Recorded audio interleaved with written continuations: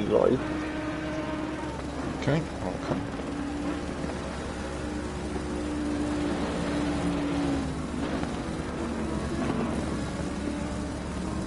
Just come back from that one then.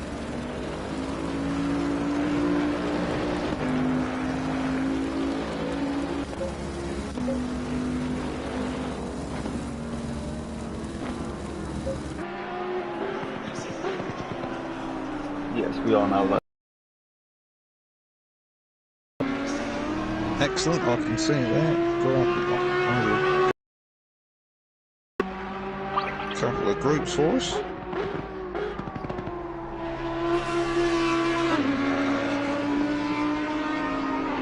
So we can get my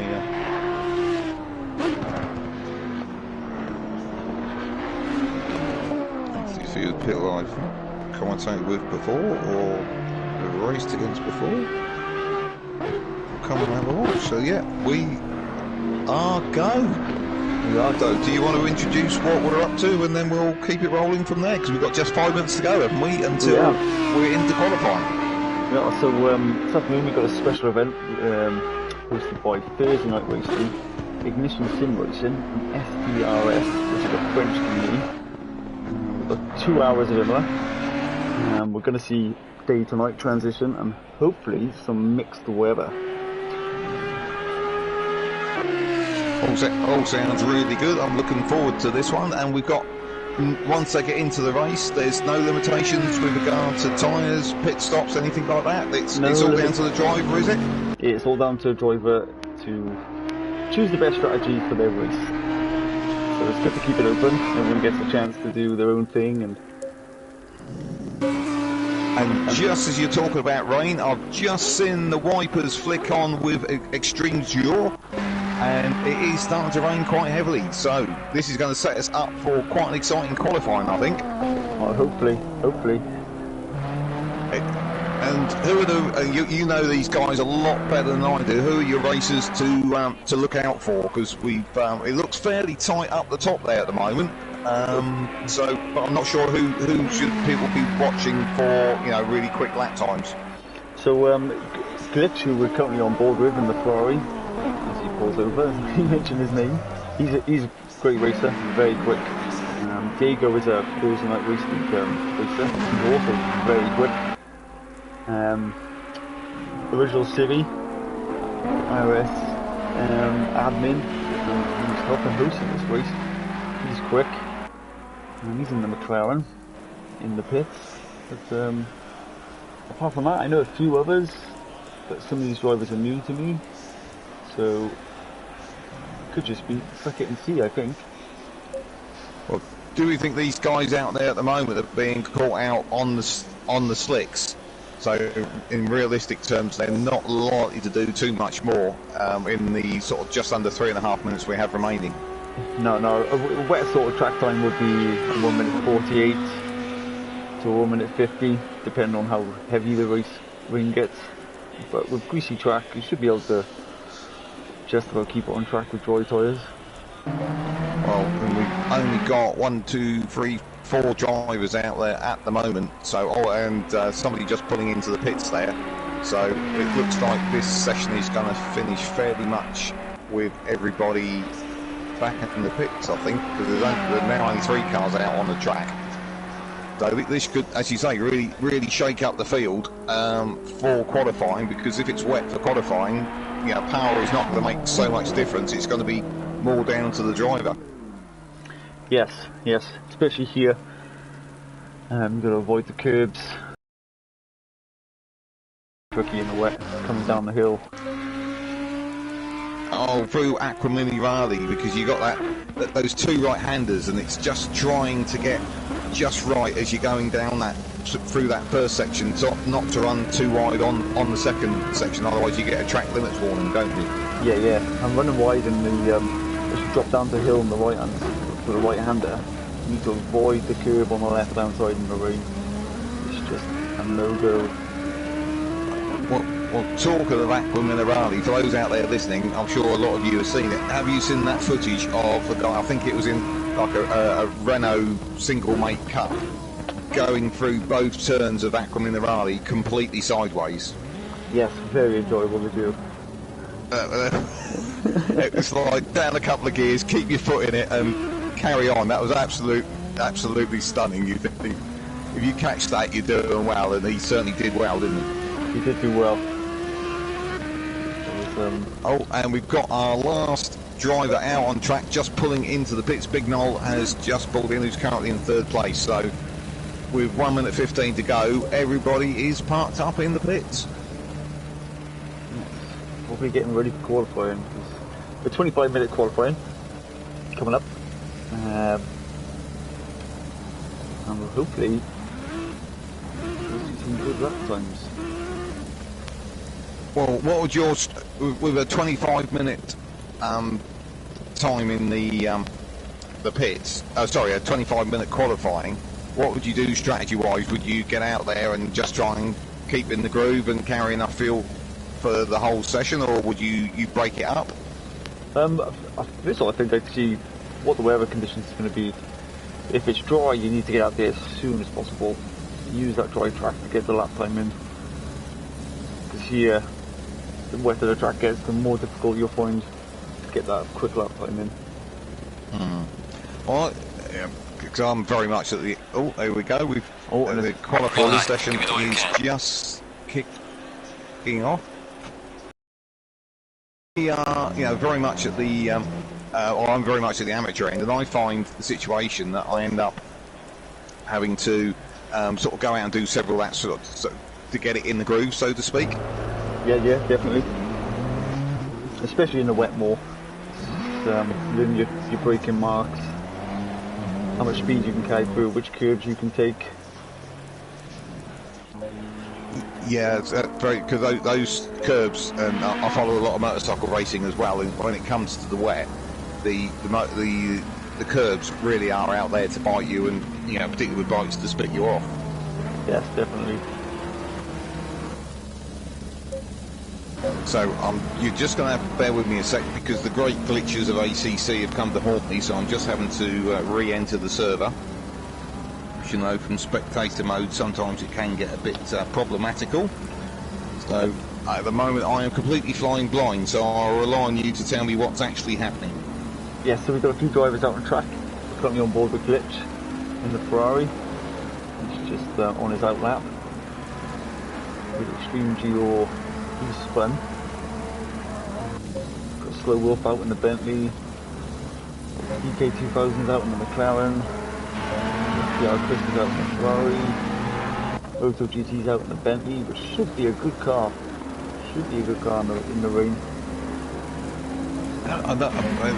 In the race series I am involved with, there's a lot of people that are big fans of that Bentley. Yes, it rides curves fantastically, and it's a very quick car. Quite easy to drive, especially in the rain. Maybe I need to have a try on that, because my experiment, I generally end up in a Lexus, because I'm a bit old school and I like that sort of the front engine rear wheel drive. So that tends to be my preference. So the Bentley would sort of fit into that one quite nicely. Yes, definitely. It's a good car. And you're the right side of the car too. That is a good point. So something that's not overly worrying me too much, but yeah, I do get where you're coming from. So hopefully I'm getting the barrels warmed up this end, and hopefully we'll be back in and I'll be able to actually see what's going on, which will obviously help very much from my commentary. Okay, I'll run wide into turn one.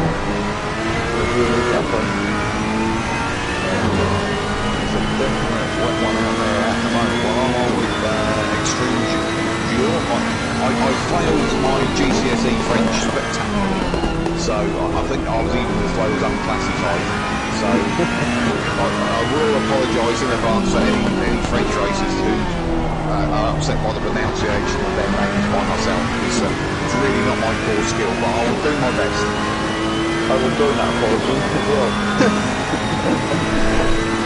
So, Extreme George is coming down into Aqua Minerale, looking inside at the home, not being too greedy with the curves, back out up the hill, up towards Variante Alta. Now this is, I mentioned to you before the stream got going, this is the one that always catches me out. Just want to take too much of a chunk out of that first curve, and Stringjaw does very much keep giving them a wide curve. So he's just got Revances to go, and that will give us our benchmark time. Another driver just joined, so we're up to 14, so we've got quite a good field now.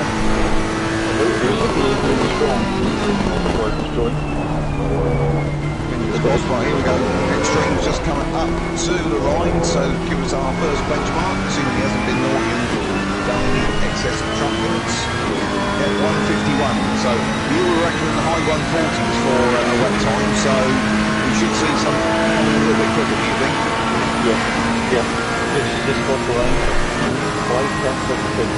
You make a big error with the line, so you get that up. So who else have we got? Nino Brioni just coming up to the line now in the Ferrari, keeping close to the wall. And no, that must have been a disqualified lap because it didn't post the time. And that seems to be a bit of a problem there, because you notice we've got quite a lot of cars that have actually crossed the line and completed laps, but they must have run wide and exceeded track limits and lost their time. So just getting a time on the board looks like it might be a bit of a challenge. Yeah, definitely. Especially in this first phase when they get used to the weather. And it looks like the rain's decreasing. Well, so the important thing... Sorry, go on. We might see the lap times drop in the next 10 minutes or so. Nice to see a few of them bank a lap. Who have we got on a lap at the moment? Diego Pro is just coming up to the line now in yet another Ferrari. See if he can actually get a lap time in this time. See if we're going to get a little bit more representation up there. Here he goes, close to the wall. And no, didn't post the time there, but Big Noel's just been through and actually posted the time. He's got down below 151. The one board is particularly on my line. Not a big start for a lap.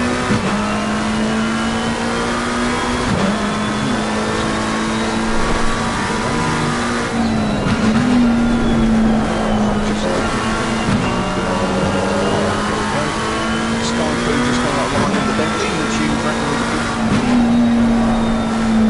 No, another one. Please, guys, put some times in. We need something to talk about. Oh, Chris has just got a time in, but he is nearly 3 seconds off pole at the moment. Litchi has got, or Glitchy, I think you referred to him as, put in a 1:49.6. So that's a real flyer, isn't it? That's a good lap time. That's got a real cut-off between him and the rest of the field at the moment. So, but the new Brioni has put in a lap time as well, but it's 2.5 seconds on pole. And GD Sports just gone through as well, 4.3 on pole. So, yeah, Litchi's really showing them the way to go at the moment. Yeah, definitely. It's a good race, but it's very quick in that story. Representing the time is Original City. There you go, look where he popped up to. He's just on board with it. I think it's started the lap, so he's got let's do better now. Nice bit of field.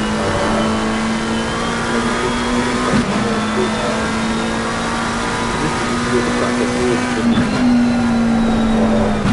You've got these couple of corners and this wheel motion in here. Well, is that trying to break and turn at the same time, which is the two things the car doesn't necessarily want to do.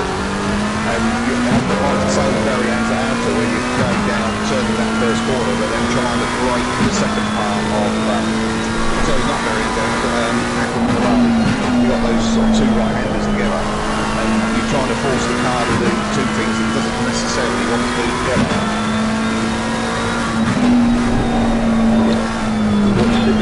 tackle this very... Look at the top of the tree. Where did that come from?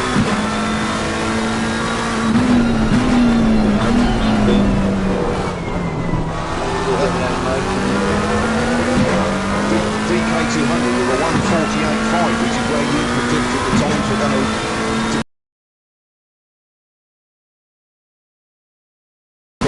slumber there, and he's gone over a second quicker.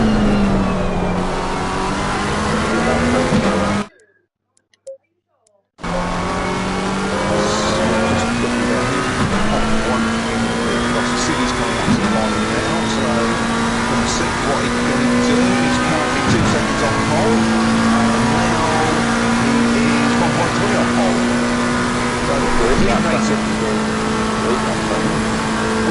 come from? Because we watched the pre-practice, and I don't remember it being sort of particularly significant in the pre-practice, and we just slam dunked that one in there with 1.2 quicker than anybody else on the track. Yeah, very impressive. Yeah, that's going to do the two. Oh, that's now amazing impressive. Well, we'll find out later what to do whether Mercedes are really something that have been sort of showing off something they haven't. They'll start a bit quicker in pre-practice, but obviously they'll have qualifying this afternoon. That will be the real measure of what's actually going on with that car. So who else have we got? We've got Diego Crow. I think he's back in the pits at the moment, but he obviously is a little bit off the pace there, but I imagine he's probably had a lack of a few adventures there to get that time. And we've got a couple of drivers down the bottom there, Overos and who haven't actually got one on the board yet, so it'll be interesting to see where they shake out.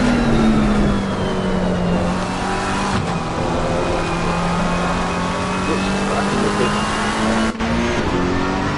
It's okay, in the pit. So another go. Yeah, I was got ranges. You're just picking up on that, and it's just whether is it going to get dry enough to go to slicks, and generally the wets do hang on quite nicely until the track dries up, and it does look like there's a bit of a dry line appearing on the track, but whether it's enough for anybody to be brave and go out there with slicks at the end, who knows? Yeah, it's 40 mils from the unlucky, but you should be able to get quicker lap from with the drying conditions and with the wet players. The track's still wet, it will go greasy, damp, and you will see it green then, but I don't think we'll see that in a few minutes for long. Interesting if somebody tries to play, sorry, I'm running the TV for the dog.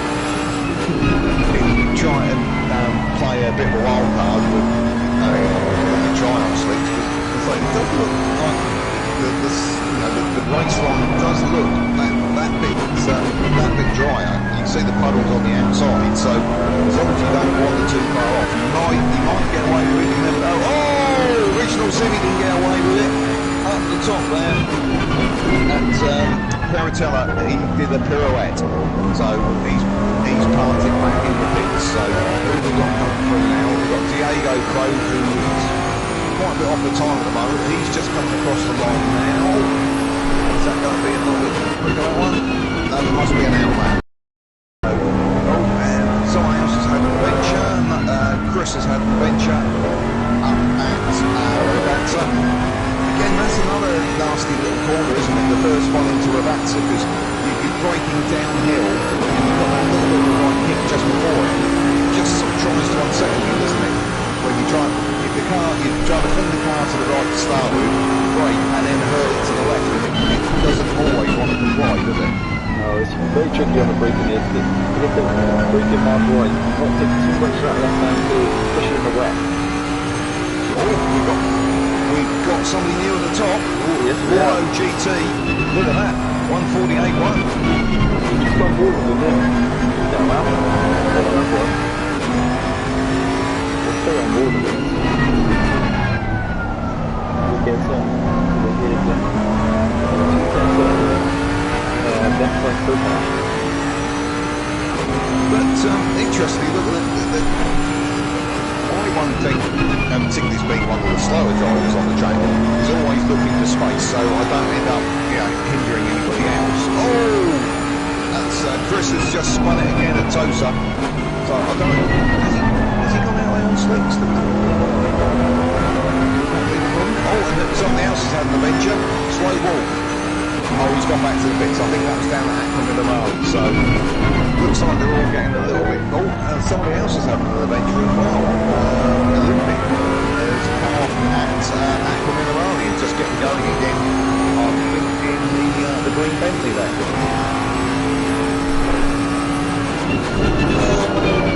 Oh, Diego Pro has gone within 0.1 of Roro GT for the pole position there. So it's getting quite tight at the top with just moments qualified to go. Yeah, just got hold of local start. Just to the top on the field. What's the finder in the third sector?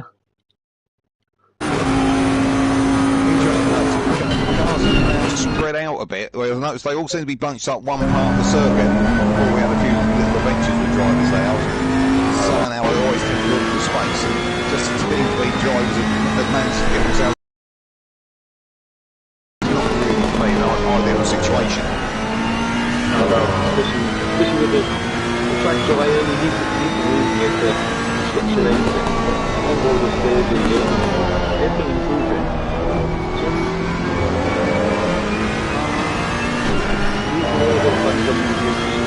Looking for the wet patches now, so the track will destroy it. And everybody has now got a time in. Omeros TR has just put in a lap which has got up to 8, so everybody has got a time on the board. The only one that's probably not represented is Olympic, who is down to 14th with Bentley, who's 9 seconds off pole at the moment. I imagine that's due to a couple of adventures on his qualifying lap. You can see a new pole position there, half a second up. Wow. Okay. Really finding the last sector there. The Corsa line with a 147.7 miles per hour. That's quicker than what you predicted. It is. Definitely going up now. Olympics suffering from my problem. Oh no, he's gone agricultural. He's cut the grass up and Variante Alpha and abandoned the lap again.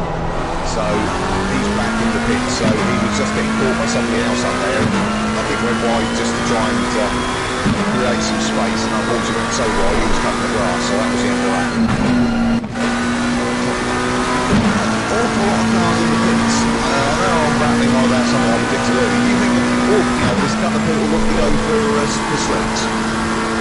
Not sure, but Original City now just taking forward 147.6 goes out. Just a quarter off the line. Oh, excellent. That is a fucking time there. Those two are built a bit of a buffer there, so we should see if Roro GT and DK200 have got anything to come back at, because they've been the ones up there shuffling for pole position. I noticed Skyfoo's slipped in there to 5th at the moment. He's back down in the pits, but he wasn't, particularly up there with the fast guys earlier on. But one who was Glitchy, who is down there in 6th at the moment. So I would imagine we're going to see something probably quite impressive from him. Do you think? Oh, so good. Yeah, when we got the pits, the front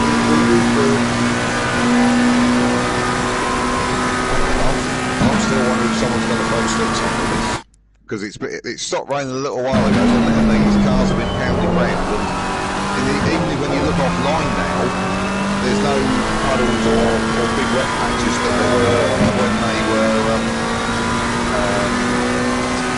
around in the first part of qualifying. And I notice I'm with Regional City at the moment, and he's definitely searching out those wet patches. Yeah, the track is still fast and wet, so very tricky to get round on stick to it. I don't know, but we'd like to see a bit of adventure with somebody, don't we? Somebody with a bit of ambition. With the right time, it will work. Set of slicks, wind the downforce all the way to the top and hang on. I'm sure you'll be absolutely fine. So on board with DK 2000, moving as well.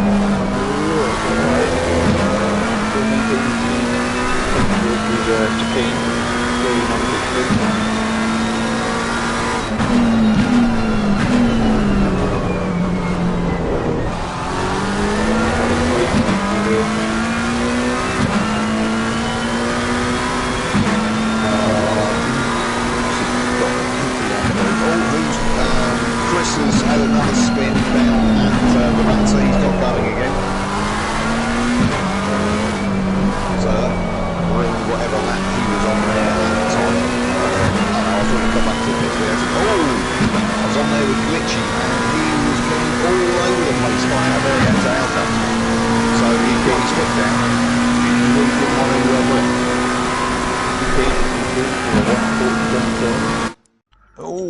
so close to that pole, isn't he? He's really close now. They built themselves a little bit of a bumper to the sort of fork and downward. So we just got Richie coming up to the line in front of the lap in. And someone just coming out of the pits there.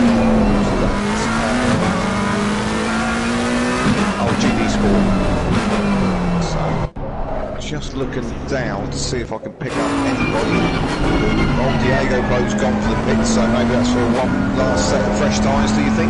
Possibly if we out after that, so you could risk it here, so after minutes, See, my prediction could be coming right. It could be coming right.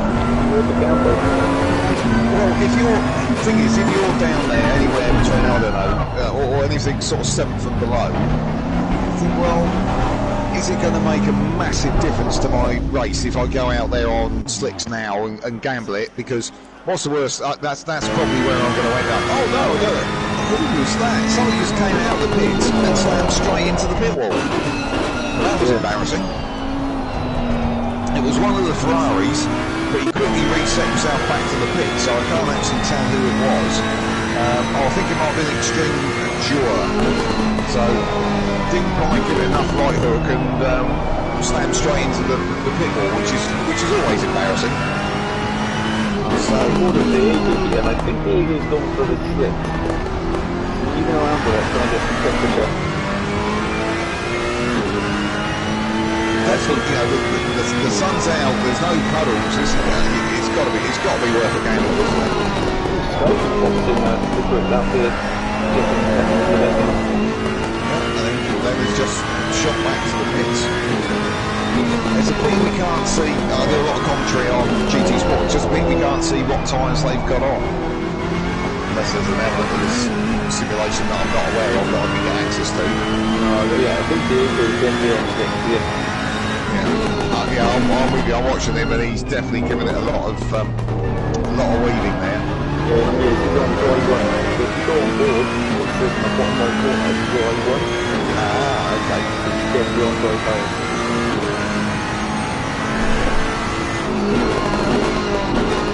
So the other one that's out having a go. What about Visual City? Is he on to the drives as well? And Skyfoo's just gone out as well with just 3 minutes remaining. So for that one drive, I think they just start around, they must walk it from they want to do a clear back, but it's second like what Matt was doing. You know, he can get 2 laps in here, so just the important thing is he doesn't make a mess of the first one, otherwise he has sort of completely thrown it away. Well, it did seem to be understeering a little bit there as he went through TNRL, but he's kept it between the lines, which is the important thing.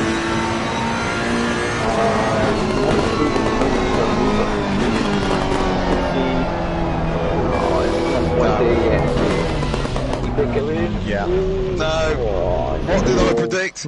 What did I say? Oh no!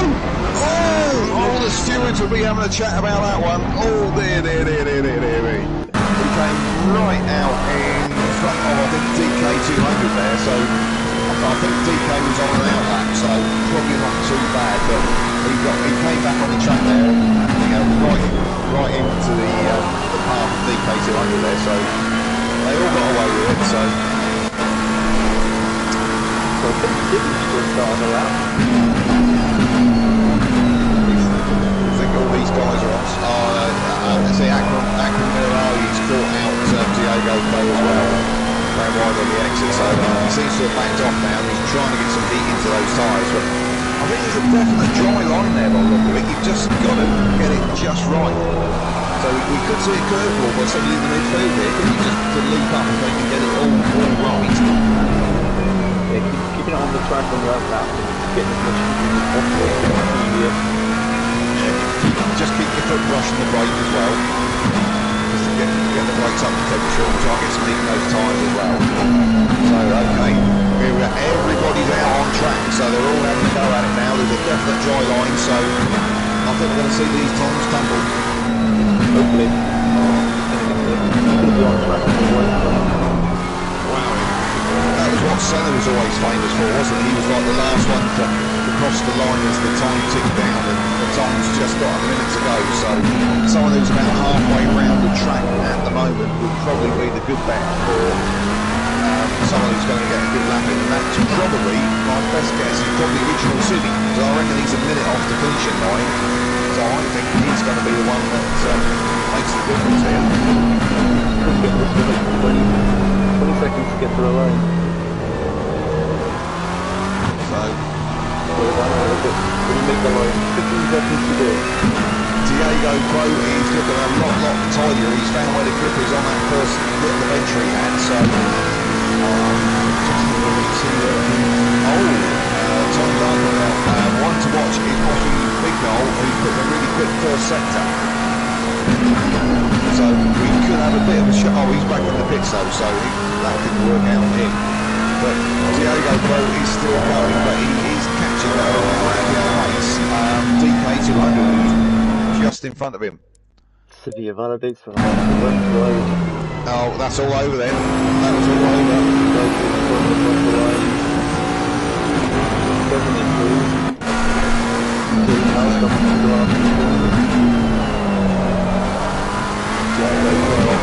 All lap. He's looked pretty tidy up till now. Comes out of exit 2. DK's gone for the pits. So here we go. Can Diego Pro do anything here? He's coming up to the line. Final lap, check it out. Oh, he gets up to third. So he's out there.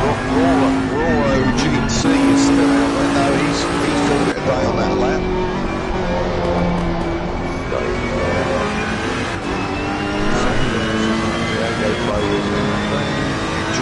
Extreme Jura is going up to the line. Special. Yeah, he popped himself up a couple of spots there into the top 10 with 9th place. And the last one remaining, GD Sport. He's gone up to the line now in the Ferrari. No, it doesn't do anything better then. So there's our there we go. That's our grid. Very close. 0.6. All within 0.07 of a second for the top 4. So this bodes well for the race, doesn't it? It does. It does. Wherever will we see? Well, forecasts believe it's going to be wet, doesn't it? Yes, it's been wet all week in practice, so and we've got the usual rolling start, I assume. Yeah, usual rolling start. There will be a full formation lap, I believe. So the only one that didn't quite get a representative lap in was Olympic, but I'd imagine that's more for track limits than actual lack of speed. Yeah.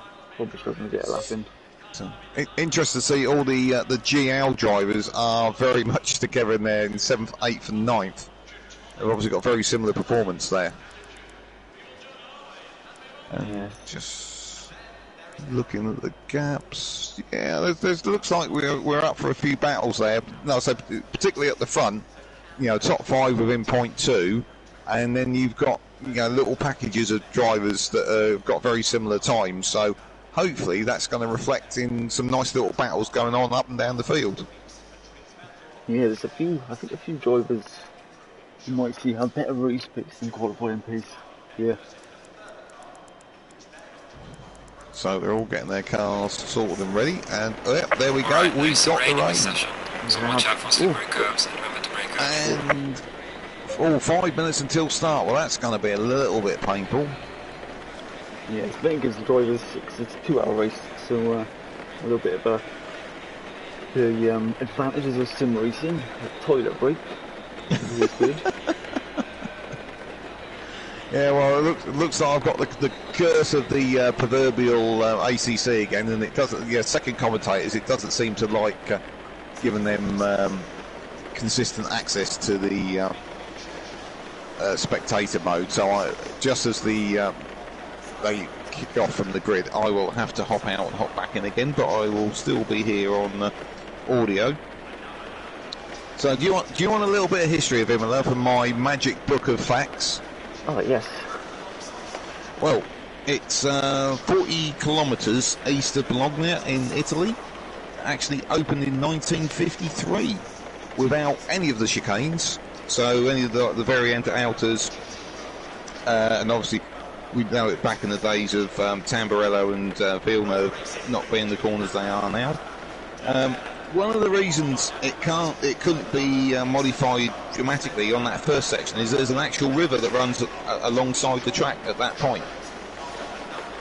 So that's why it's got that sort of long curving left-hander as it goes to the through sort of Tamburello, is because of the river the other side of the wall, which is why they couldn't make the runoff any bigger. I've got a few other 19 turns, we know that. It's 4.9 kilometres long. The chicanes were like variante outer, and the previous version Acqua Minerali were introduced in 1972. And one for the F1 trivia fans, stand by for this one. The circuit's president is actually Giancarlo Minardi of the Minardi F1 team, which now is not Toro Rosso, what have they now called it in the Formula One?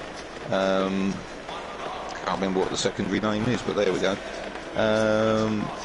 Been some famous battles here, the biggest one being probably Villeneuve and Pironi, when Gilles Villeneuve and Didier Pironi battled for the lead when there was very few other cars on the track due to a boycott, and Villeneuve believes that Pironi had gone against the pre-race agreement and never spoke to him again. Very sadly, the next race in Belgium, Villeneuve was killed. I think that's about it. I've got a few other tidbits, we'll save them for later. Some interesting facts there. Oh, I could keep going, I've got a whole page full. How long you got? So, but yeah, I like these older circuits because they're more of a natural, like I was mentioning the river there. Yeah, it's not one of these modern circuits like, I don't know, for example, Austin in Texas, or the Shanghai circuit, where they obviously had like a blank canvas of an area to draw a track out and do it based on that. This takes into consideration the river, the natural hills and slopes of the area, and I just think that produces a much better organic racetrack rather than these sort of etch-a-sketch ones that I feel these modern Formula Ones are. Yeah, modern Formula 1 definitely really bad at choosing tracks. Really bad. Well, yeah, I know they're going for these long straights with the sort of hard braking and so on to give good overtaking opportunities, but I always feel, you know, there's so much more they could do with the rest of these circuits, and you know, that's why I like, you know, the older circuits, like the, you know, people through ACC would know places like Brands Hatch and Alton Park. They're very much more, you know, this kind of style. They follow the natural undulations of the area and so on, and you get a much better racing, I think, on those kinds of tracks. Yeah, so there's definitely more room of error. Yeah, and it obviously focuses your mind a bit more if the walls are fairly close at the side. Yeah, I'm just track grass. What you want.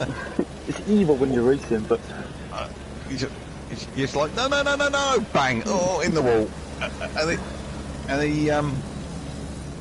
but it just, you know, I say it just obviously focuses the mind a little bit more. So I'm going to hope that when these guys start rolling,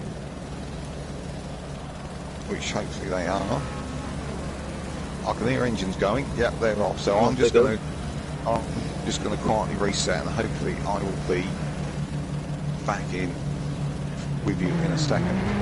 But the one thing with the Imola circuit, I was actually quite surprised that it came back to Formula One, because I think they dropped it back in about 2006, 2007. And I always thought it was one of those, like a Brands Hatch and that had dropped off, you know, of being up to that modern level. So I was quite surprised they brought it back to F1, but I was also quite pleased that we're going back to some some classic circuits rather than just chasing these, fairly soulless modern ones. Yeah, definitely. It's enjoyable to see what these new downforce levels can, the lap times are producing. They're crazy fast. Oh, well, have you seen that? Now, I thought the interesting thing, and a quick chat about Formula One, is I was watching a little article with Ted Kravitz, and they were showing how, like, Mercedes had modified their floor, and in days gone by, they'd have just turned up with a complete new floor. But now that they've got the situation with the budget caps, they've actually just bolted some extra bits on the edge of the existing floor, so they're having to sort of work their way around the monetary problems as well as the technical ones, which I think is a good thing, really. Yeah, it's definitely keeping the engineers on their toes, anyway. Yeah, and they've got to be a little bit more thought in how they actually spend the money. So, which I always think is a good way to it's not one of those fantasy things, isn't it? Where you or fantasy team manager where you have to only have so much money to spend, and you have to sort of spend it wisely over the season. So I think that's a good thing. So hopefully it brings more manufacturers in. Well, Andretti keep banging at the door, but they don't seem to want to let the Americans in at the moment. But no, I'm sure it will all work out. So I've just rebooted my connection, so hopefully I'm on board for my result. We're following our leader at the moment as he come down. Yep, it's working. Yes, let's all have a round of applause for ACC. Thank you very much. Well done. So come on then, get off the pot. Who's going to win? Oh, who's going to win? I'm going to have to go with someone from my community, so I'm going to go with Diego. Okay, well, I've got no idea, so I'm going to picture Original Civvy because he's somebody I know, and that's it.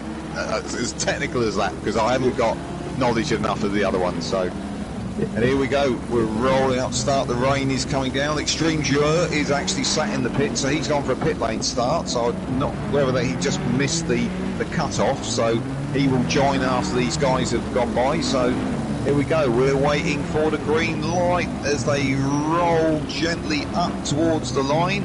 Original Civvy keeping them all under control, and we are...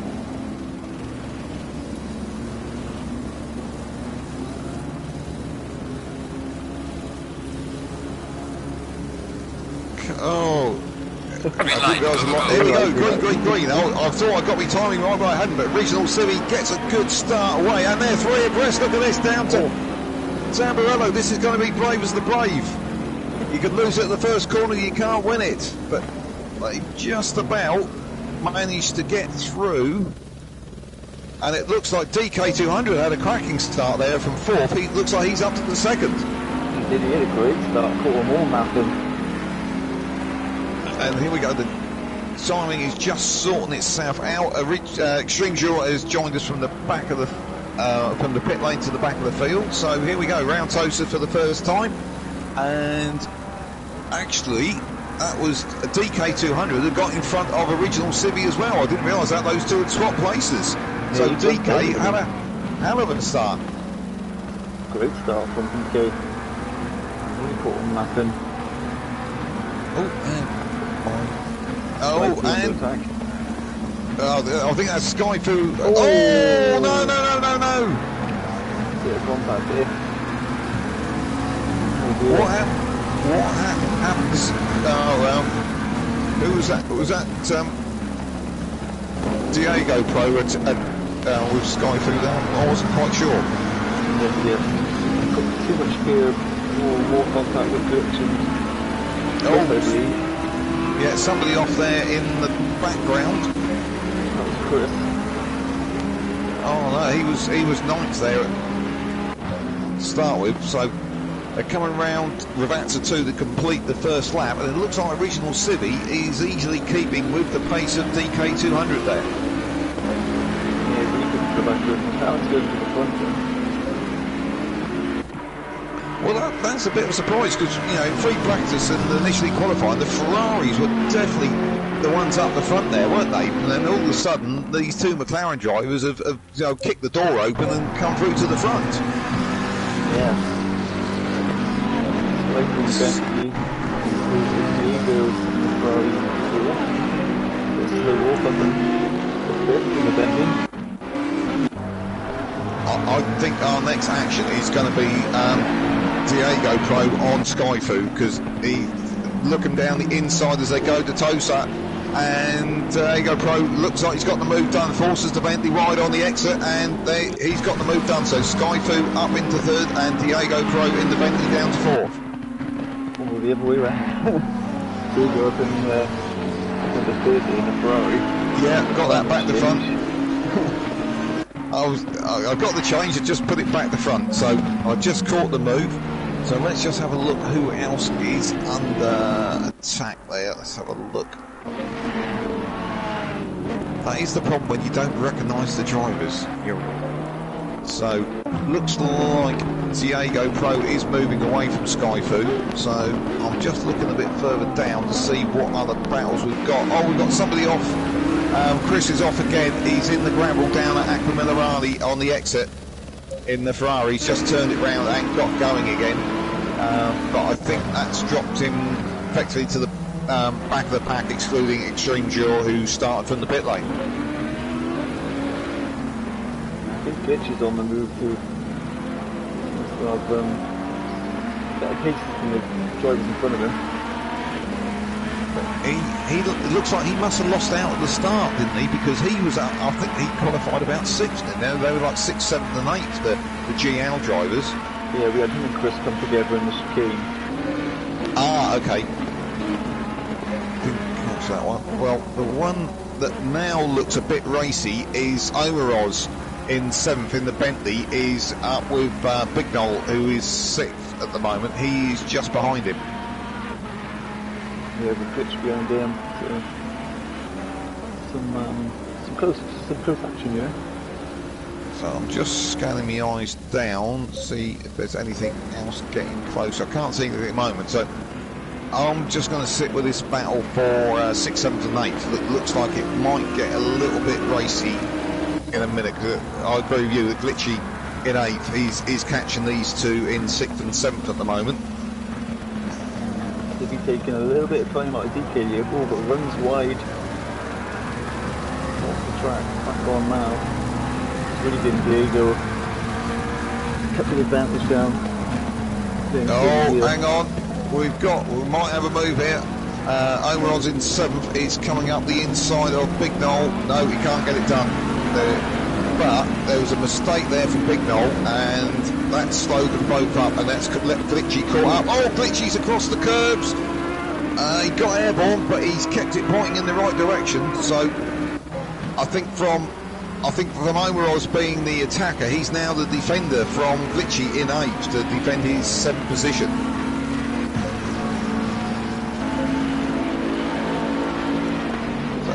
But then Glitchy's starting to drop off the back again, so I don't know if he's carrying a bit of damage from that incident earlier on. Yeah, possibly. The side impact damage, you'd imagine if he's in the corners, he's struggling with the car. So he just looking a quick down, just looking up the front, original Civi I think has made a bit of a mistake. Yes. He is dropped back. I know you said he ran a bit wide, but he's now 2.5 seconds behind. Diego just hit the curve. He's just lost the position on the sky. He's suspected back in front of him. Oh, well interestingly, Diego Pro seemed to... Oh, God, this is going to be... Here we go. This is round 2 for these two, isn't it? I'll try and make sure I get them the right way round. So, yeah, I think Skyfu is going to have Diego Pro fairly quickly. He seems to have pace. One of the interesting changes with... I was going to say Minardi and Imola is the fact they took that chicane out just before the pits, which gives us that really, really long straight up towards Tamburello, which gives good slipstreaming opportunities. So I think that's one great modification they made to this circuit. Because before there, it was a bit like a bus stop chicane at Spa. Yes, definitely. Got Big Noel coming to attack again, yeah.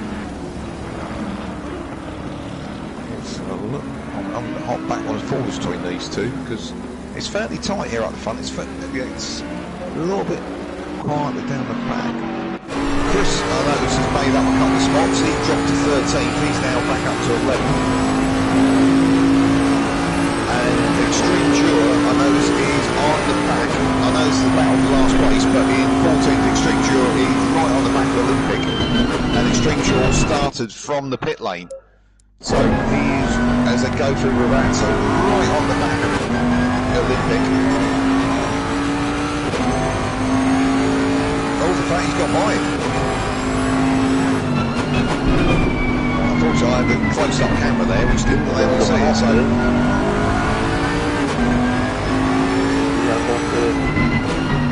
43, which is Slow Walk, who was in 5th. That's painful. Yeah, that's really painful. So where's he come out? He's come out in 11th there. He's just behind Roro and ahead of Chris. So that's a world of pain there, isn't it? But Extreme Jura seems to have quite, I'll focus on drivers down the back here, but he seems to have quite a lot of pace because he caught up with Olympic, has passed him, he's now nearly 3 seconds on the road. So he's on the move there, so it'll be interesting to see what he can do from the pit lane.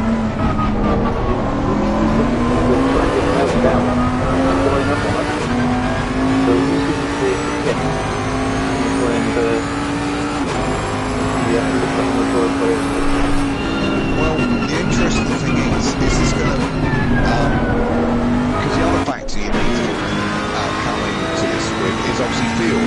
So, if you obviously pit now, we've only 10 minutes in. If you pit now, you've got the battle of, you're going to have a second pit stop. So, this is where you find that compromise, isn't it? Here you go, it's like a lot of pressure. Slow Walks have decided to come into pits now, whether that's because of damage, but then this could be our first driver onto slicks, because with the time accelerated, obviously it's drying up a lot quicker, isn't it?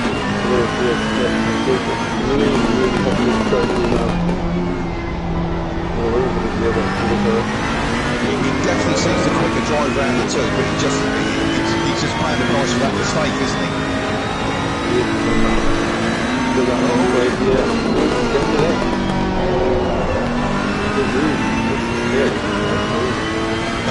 That was good. He just got it right, didn't he? It wasn't particularly forceful, but he just put his car in a position where the other driver couldn't respond, and it looks like Skyfoo's possibly got a little bit wide there at Aqua Minerale and just lost a bit. Yeah. But this has put Diego Pro not that far behind Original Civi. In fact, it looks like Original Civi's made a bit of a mistake, because I don't think that gap is the 2.5 seconds that it's saying is at the top of the screen at the moment. So, after Civi made the error earlier, hit the curve, he lost a lot of time, but it's gained at least a second on DK these last couple of laps, so interesting to see if these two now can catch the leader. Yeah, but look at the gap between second and third. It's showing 2.3 at the moment. I think as they come across the line, I think that's going to be a lot less. I could be wrong. 1.4. There we go, 1.4. So it's gained a bit of time, yeah? That was gained nearly a second on that lap. So who else have we got? Big Noel on the back of Omeroz is looking quite racy at the moment. And again, we've got Glitchy still there in 7th, who, he was one of our pre-race favourites, wasn't he? But he doesn't seem to be able to make too much inroads into the cars in front of him. No, really struggling in the race. But this is, Big Noel's lost that position there. And yeah, Audi to the Bentley. Oh yeah, because the two GL drivers are together, isn't it? So, hello, we've got Big Noel is... under attack here from Glitchy as they go up towards the top of the circuit at Piratella, and it's all looking a bit tighter down to Aqua Minerale, and Bignol is hanging on to it at the moment, but Glitchy's just 0.3 behind. I think it's less than that now. Oh, and are they coming up on the lap car? No, they can't be coming up on lap car, surely. No, it's just the ones just in front of them. But there we go. That's Glitchy has got by Bignol, so he's starting to make his move forward now. And I think that's slow walk there in the Bentley. The Razorback marker. Ah, okay. Oh yeah, I see the blue flags now. That's what threw me. I was thinking, hang on, this. I was looking at my timing charts and scratching my head, and I'm thinking, no, this isn't quite right. So. Much quicker city here. Just looking for the weather.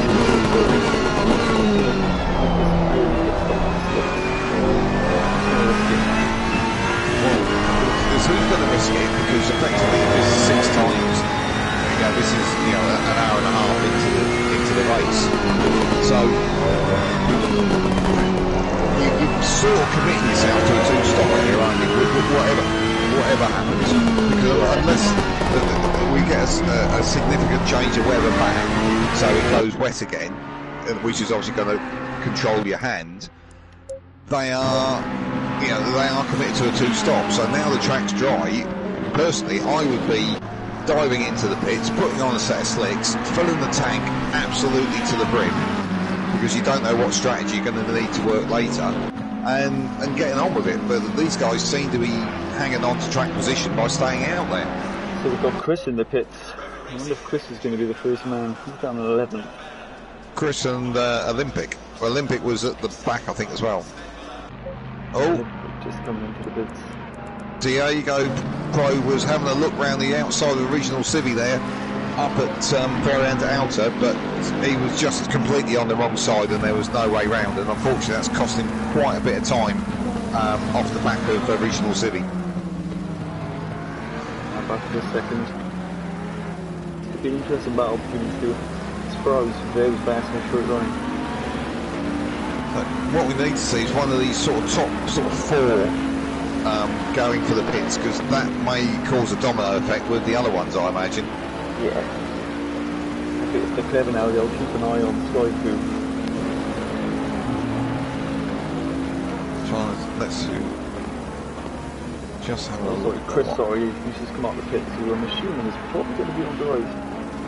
You would think so, wouldn't you? It's going to burn you. If he's come back out on wets, it's going to absolutely burn his race, isn't it? He's just been off the track, so good chance there. He is on dries. First man on dries is Chris. Well, as slow walk, I thought he'd gone to dries as well.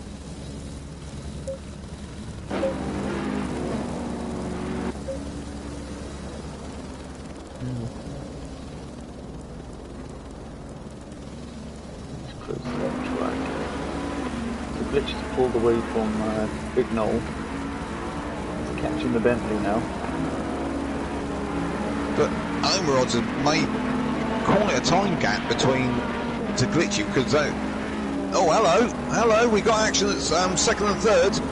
Original Civvy went really wide at Aqua Minerale, but it does seem to have gathered it all up. I'd imagine he probably got a track limits warning for that one. So that's brought Diego Pro right up under the rear wing of the McLaren. So as they head down towards Ravazza, they are nose to tail. So Diego Pro dropped off the back there for a couple of laps, is now right under the back wing.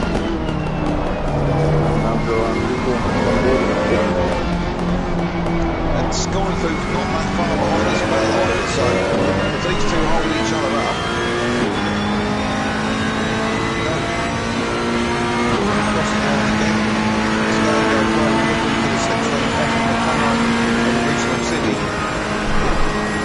Looks like he's looking for the wet patches on the track as well to try and save those wet tyres that people call. I think they're eking up into the space that they're just struggling with the tyres. He's really 17 minutes in, so whichever way you hang it, it's going to be a 2-stopper, so they must be burning those tyres, I'm sure.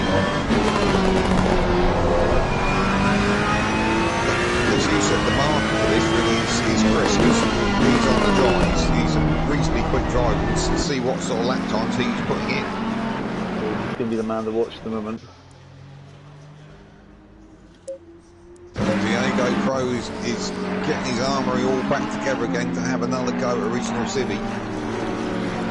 Definitely seems to be the quicker of the two and probably the more consistent. He just can't quite get the move done.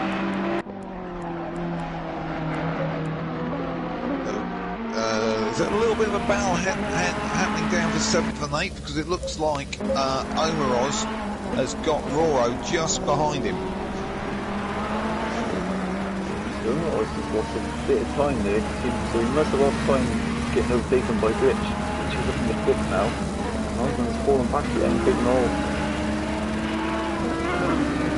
He's still got Roto, the company. Now he's just getting on. Well, I think Omeroz must have made a mistake because he was up in 5th at one point, wasn't he? And had quite a gap ahead of So I think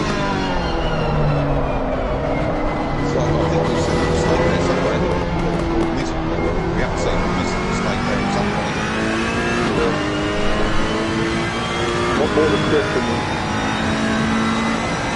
he's struggling a little bit with these guys, but most of that is really flat. 150. This is going to have some pace here.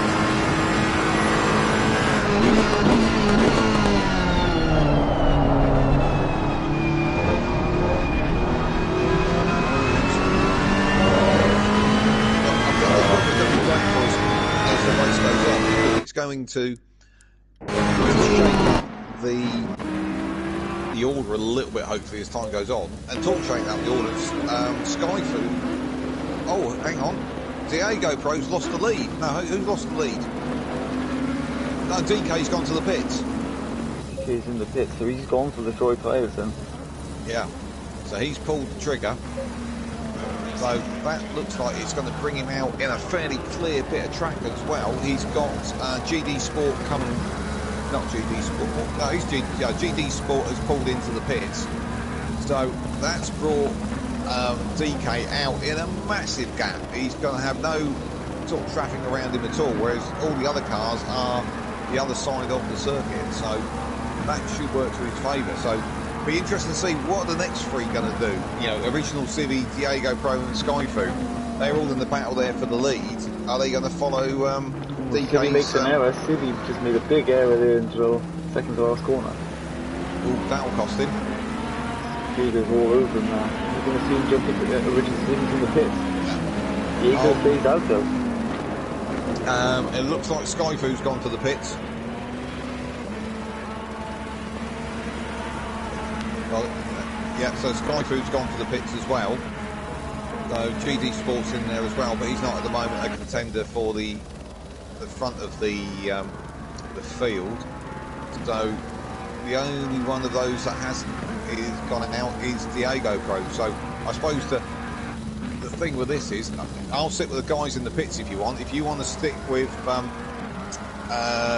DK, and let's see where it all shakes out. Yeah, so DK is just about to come up to the chicane. He's looking good though. He's getting the track. Some of the others were dropping off a little bit. Well, no, he's run wide into the chicane now. Oh, he's lost a lot of time DK? there. Oh, that's cost him. Oh, wow. Original Civi's rolling down the pit lane already. So there's time been lost there somewhere by DK, because Original Civi's out and rolling, and he's already on his way down towards Tamburello. DK's just about to cross the line, so he's with that error and probably a bad pit stop, he's going to lose first here. And the other one, gone. Well, interesting. The other one that's still in the pits is Skyfu. He's not moving. He rolled in right behind Original Civi. So I don't know what's going on there. He's just dropped off the jacks and he's just rolling. So he is going to be coming out, by the looks of it, just in front. 46, which is Diego Pro's just gone for the pits, and 776, which is Nuno. He is going to pass him. So I don't know what happened there with Skyfu, but he lost a massive amount of time in the pits there. So whether he had significant damage to fix, but he's lost. Whoa, what a good. Where is he now on the track there? He's just going through Tamburello, and he was just behind Original City. So he's lost, what, a good 15-20 seconds? Yeah, he's lost a 14.6 seconds. Yeah. City just made a little error. In the same place that DK did, so obviously a little bit tricky on the outlap. But Diego's still in the pits. Original City just coming up to the second to last corner, runs deep though, a little bit on the gravel. But he's about to... So he's heading down pit straight now. With Diego. He's rolling down pit lane. See, interestingly, I'm on the Skyfu, who had a little bit of challenge there in the pit lane, and he's come out only just in front of Chris. And Chris is in that Ferrari, is on him at quite a pace. So it's all gone horribly wrong there a bit for Skyfu, isn't it? He was battling for a podium 1 minute, and after the pit stop, he's tumbled right down the order. He must have fixed some damage, but I think our net leader now is City, because Diego has come up behind him in the pits, but I would agree. A little bit of time there. So we've just got the two Bentleys. We're quite close to each other. Looks like Chris is going to have a go at Skyfu for 10th as they come down the main straight. He's right under the rear wing of the Bentley, is Chris, and he pulls out, he's having a look. Skyfu's going defensive. Chris is trying to go the long way round, which is always difficult. But, and Skyfu's forced into a mistake. He's gone across the gravel, back on the track, and Chris is through. So that's Chris up to 10th and Skyfu down to 11th. And of course, Chris pitted early for the dry, so it seems to have paid off for him. That's a nice plan. I expect with these greasy conditions, he's got his eye in a little bit more than what Skyfu has, who's out there, trying to find his way, where the grip is and where the bits are to avoid, and Chris has already gone through that learning curve. Yeah, So we've got the knowledge. Yeah, last two front runners into the pits. Could be just come down pit straight now, so he's going to take the next first, I think. Yeah, we're definitely stationary. Well, the one that definitely lost out there was DK, wasn't it? And because Original Cities sort of popped up into the lead there through that, shuffling through the pit stop phase with Diego Pro popping into second, but DK's going to shake through into third, but it's going to be a good sort of 6-7 seconds off the lead. Yeah, Diego really struggled with tyre depth here. He just run wide, or missed the second corner, cut straight across the gravel. So he struggled a bit. So what little battles we've got? So that's Roro and Omerol's coming out of the pits. So that's, I think, the first shuffle of pit stops fairly much complete there. I'm not sure if Nuno Biano has pitted, but I'm pretty confident the rest, at least down to 7th, have. Chris, we know, pitted quite early on, so he's out of sequence to the rest with pit stops, so that might work to his advantage as time goes on. Hey, Glitch has made up 3 places here. Pit stop. Yeah, he's up to 4th, isn't he? The winner in those pit stops seemed to be Roro, because he was a little bit further down, I think, than that, because that sort of 4th, 5th, 6th, 7th battle was sort of Glitchy, Big Noel and Omeroz. And the other one that's got the advantage through that first pit stop sequence seems to be Chris, who's worked his way back up to 7th. Yeah. What else have we got? DK's. Yeah. He's gained a little bit of time with Diego here, but Diego's been making a mistake.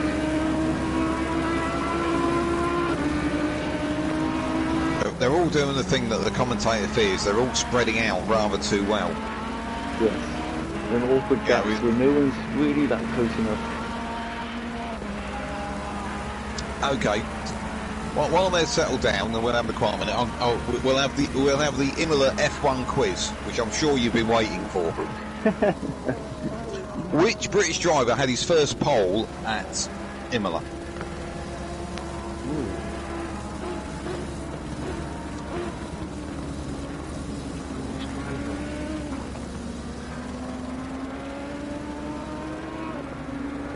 I'm just going to random go Mansell. Unfortunately, it was Button. It was Button? Wow. I was wrong there. I believe in the Honda. Well, funny you should mention Mansell, because that was the answer to the second question I was going to ask. But this was, I think, the only place that he actually scored points in that rather painful session that he had with McLaren in '95. With the car that he couldn't fit in. I don't know if you remember that far back.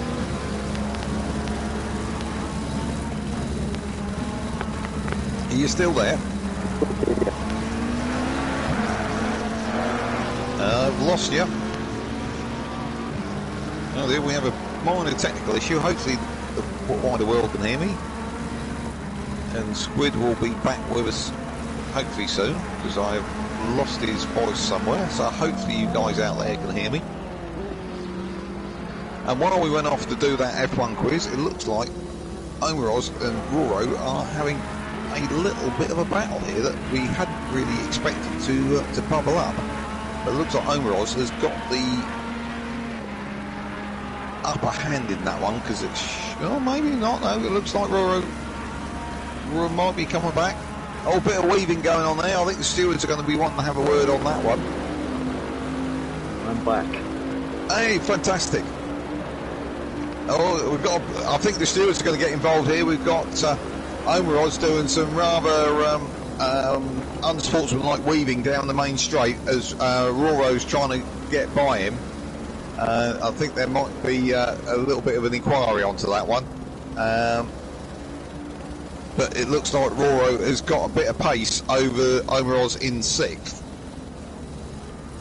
Yes.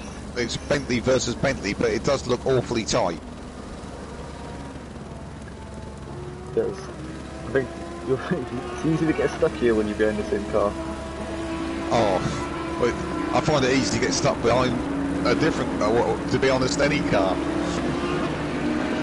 So yeah, I do appreciate those challenges, but now having me get all excited about it, it looks like Roro has actually dropped slightly off the backbone rolls there, back by about 1.2 seconds. I think I've made a mistake then.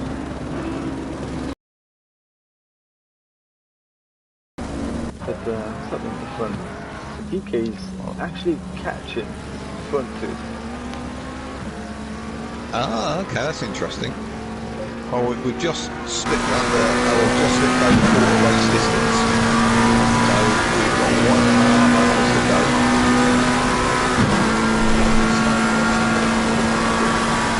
As you say, he's got that gap down to the 8 roll down to about under 7 seconds now.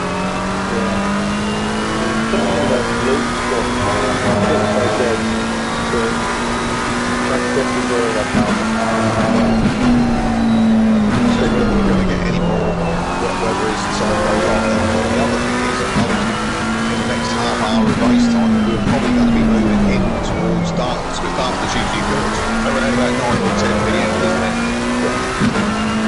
So they'll be into the dark for the second half of the race. A little bit of lively action here, down from 8th, 9th, 10th.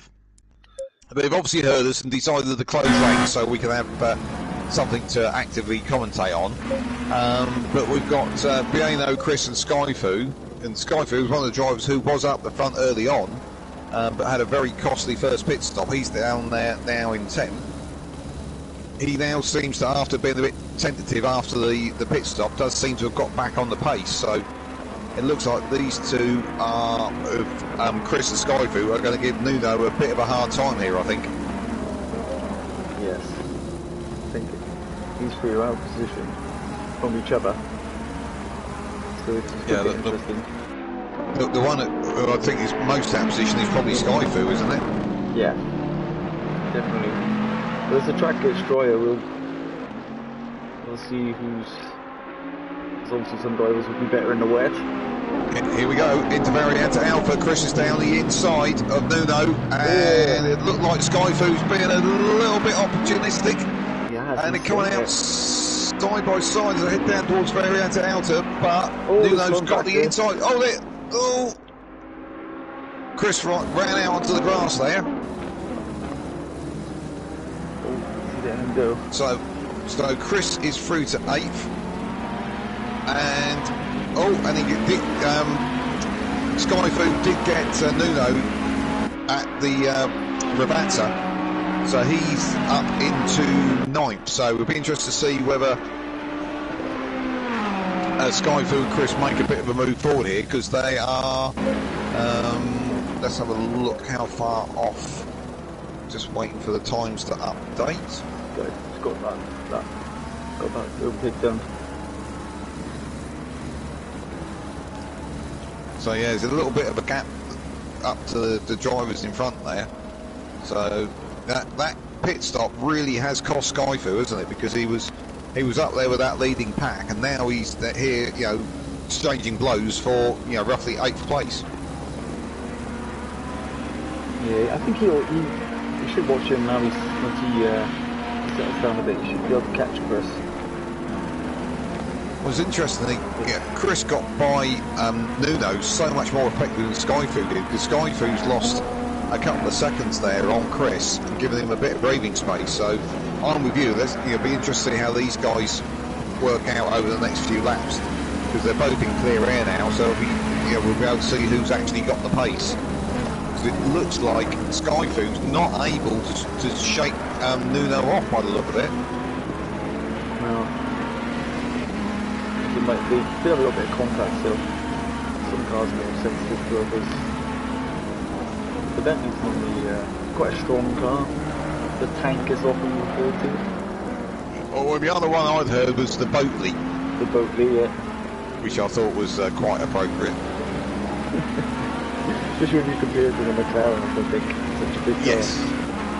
It is a rather than a sports car, it's a definite GT cruiser, isn't it? Definitely. Grandatura, as the old phrase goes. So, just popping my eyes up to the front, DK has taken a couple of seconds out of Diego Pro. So, that gap is definitely coming down. And I think Diego Pro's got closer to original Civi as well. So, it looks like the battle for the lead is concertinaing up a little bit. It does. I think, I don't know if you've seen a stick from Civi there. Those are definitely closer here. I think this is just pace, because I think they. Oh no, Civi's run wide. Second class corner, touching the gravel there.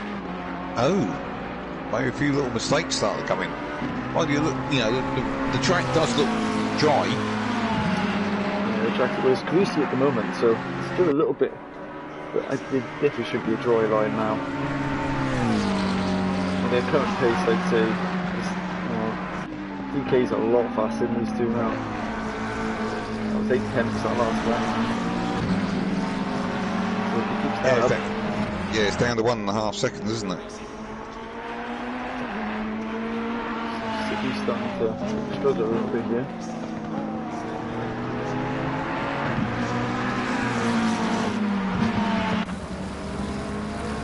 So we've got any other little battle. Everyone's very neatly sort of line astern from each other, aren't they? Yeah. Which is slightly irritating from a commentator's point of view, but so if any of the drivers listening out there, if they could make an effort and actually close up on each other, we would appreciate it. We're not really making inroads into Chris here. No, I think Skyfoo just didn't. He's made a bit of a break from Nuno now, but he just didn't seem to be that. I just got the impression he just didn't seem to have the pace. Chris has got that big gap to breach between him and Roro of nearly 12 seconds, and Skyfoo's in the same problem area. So to make any real inroads further up, those guys have got to bridge that gap. So, okay, we've got an hour and 20 minutes to go, but that's still quite a big gap to ask, unless the driver in front makes a mistake. I think he's better in the wet, so perhaps he wants some more room. The Bentley is a good car on the wet, so. So, just looking at what else we've got brewing up. I can't see anything at the moment. I think we just have to wait for DK to catch these two now. Down to 4 seconds. He's really pushing at the moment.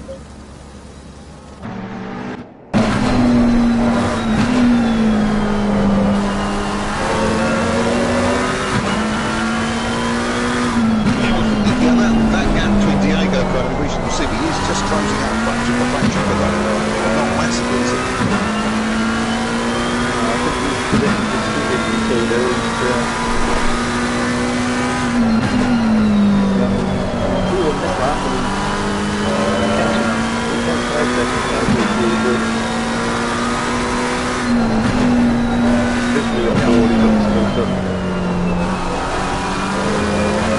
It's going to get, I think that gap's going to close up. I think it's going to take a few laps.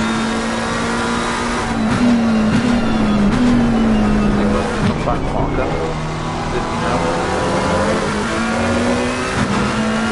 Germany seriously is a bit of a very overhyped. So you don't tend to get too much trouble.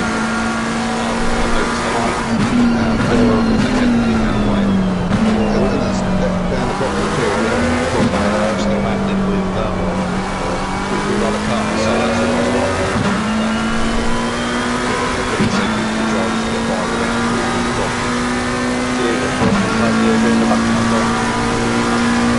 that's Compact's first course, isn't it? I say one thing, but something completely different happens. Okay, now in the 4-3, coming down to enjoy that time.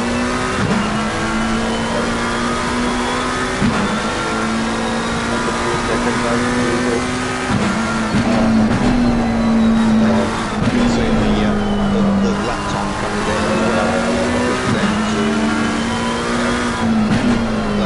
low 144. Starting to get dark now though. So I'm going to back market stuff.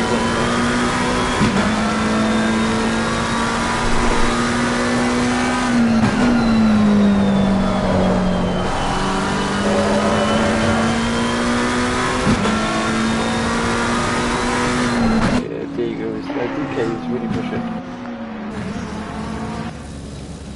I don't think it's too long before he'll be on the back of the wheel. 1.8 seconds now. Diego maintaining the gap to City. But to quote the can't find the right word. Murray Walker is that catching's one thing, passing's another, of course. Yes.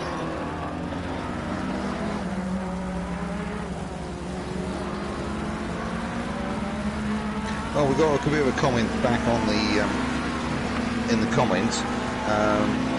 Game sound is a bit loud, can't hear the commentary. Oh dear. So I don't know if you've got any facility to adjust that one.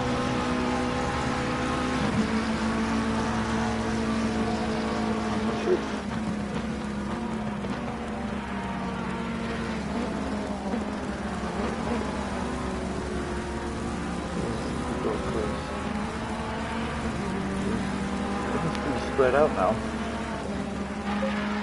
DK really getting close now. 1.8 seconds. It's much faster. See, this is where we need a field of about 30 cars, because then someone's always tripping over somebody else. Yes.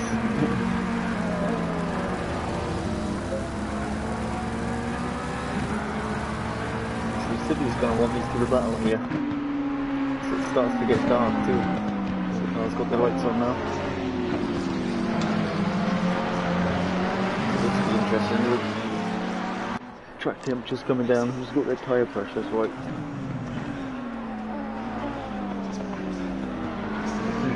really, really pressurising. Diego now. They've got 9 seconds behind.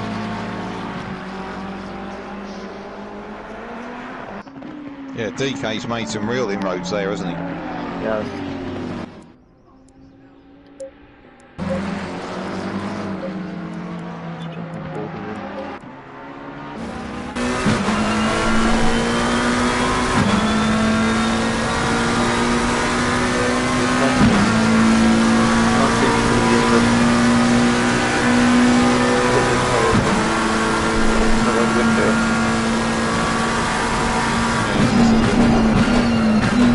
The darkness is starting to come through.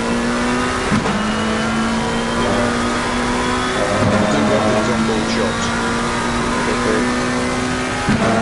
On-board shots, I know I'm on to MotoGP, but they've got an on-board shot of using a camera on the shoulder of the rider. It's absolutely fantastic. You really feel like you're riding on board. It's not big enough to side by the sides. For the first time in the last race, it was absolutely incredible.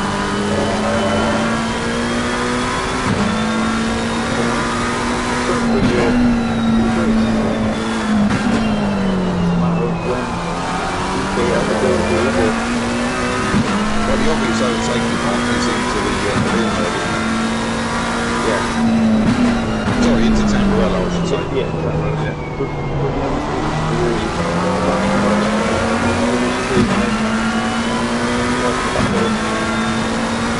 Of course, from the regional civics point of view, he wants Diego to hold up DK as long as he can.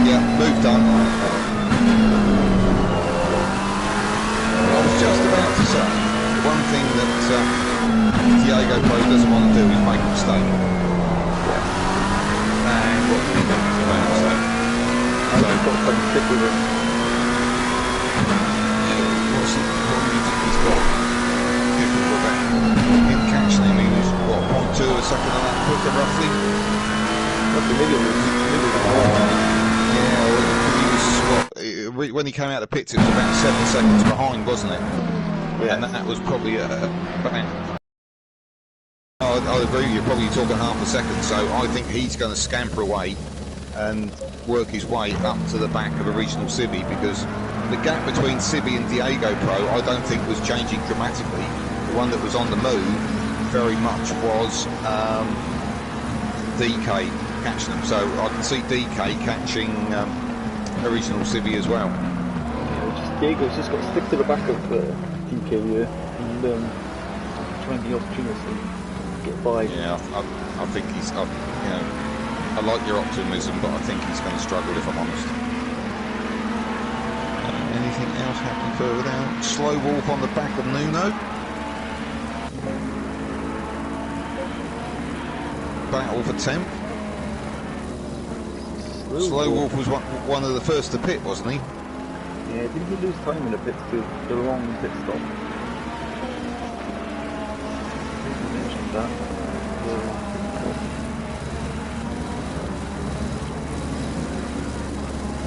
GK right on the back of Civi now. Already. Civi makes an error. Already? Yeah, it's just moving out of the way, but will Diego get Civi here? I think. Oh, sends it side by side. Going to get it down. Sounds like contraction though. Oh, that DK made a mistake.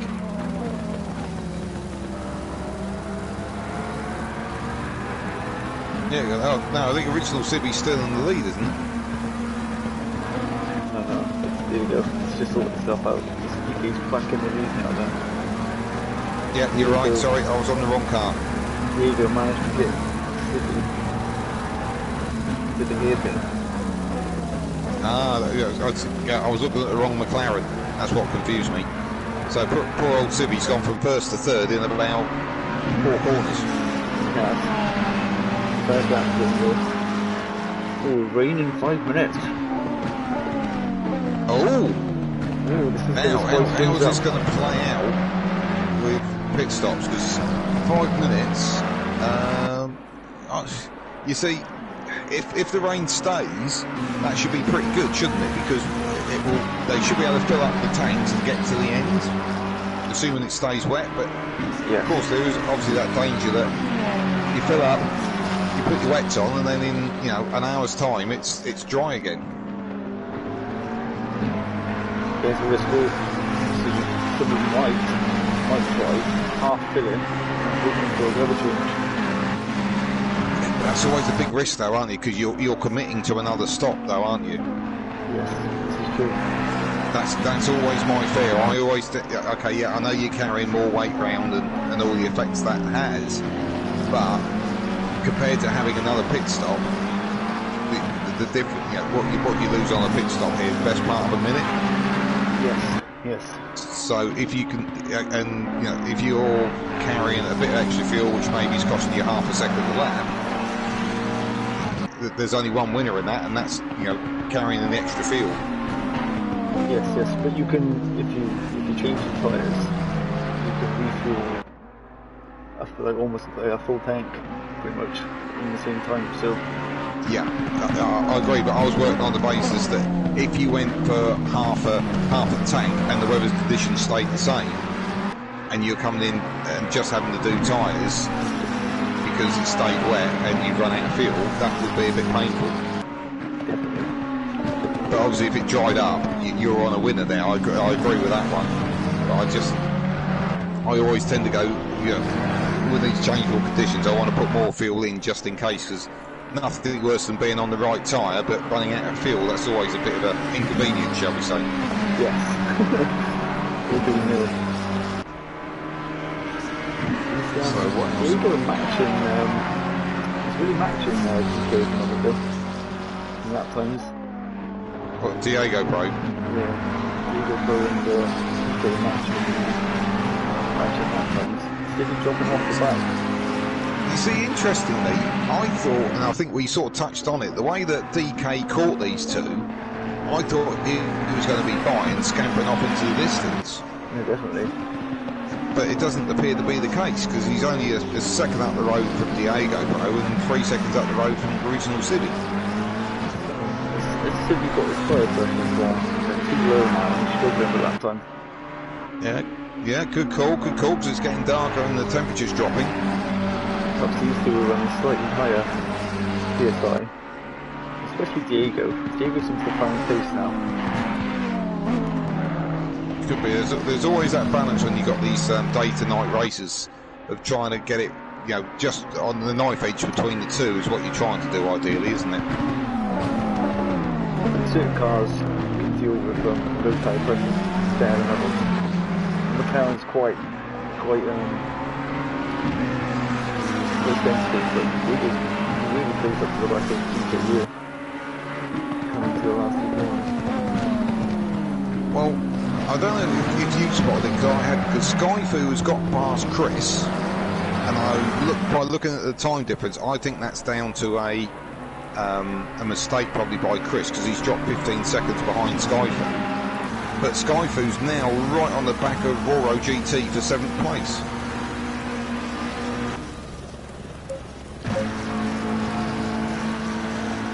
So that's Skyfu moving a bit of his way back up through the field, following that really long pit stop earlier on. Yeah.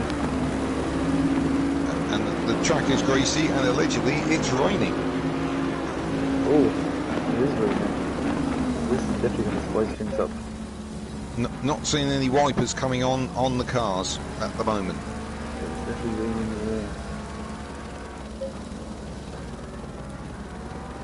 Diego made a little bit of a mistake, but he still close that gap back up here.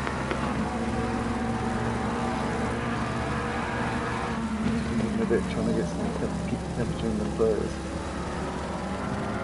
Got the temperature now. Beautiful temperature.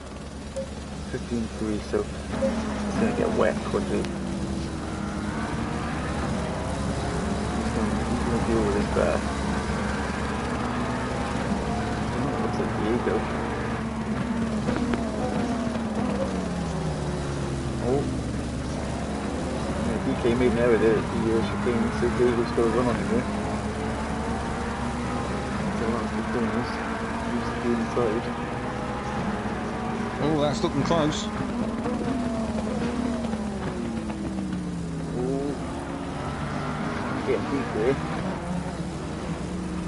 Diego's all over the back of the mirror.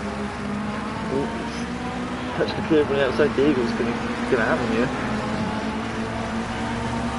Do you think this is down to tyre pressures? Because DK just took chunks of time out of these two earlier on, and then as soon as it's gone dark, and possibly obviously the wet as well. But then it's saying it's going to dry up, so it's only going to be greasy for a few minutes. Yeah. So this is going to be interesting here. This little shower. Who's going to gain here? But still really dropping off the back. But Diego looks quick. Perhaps that McLaren's running a more dry setup. That would explain why you had so much pace in the dry.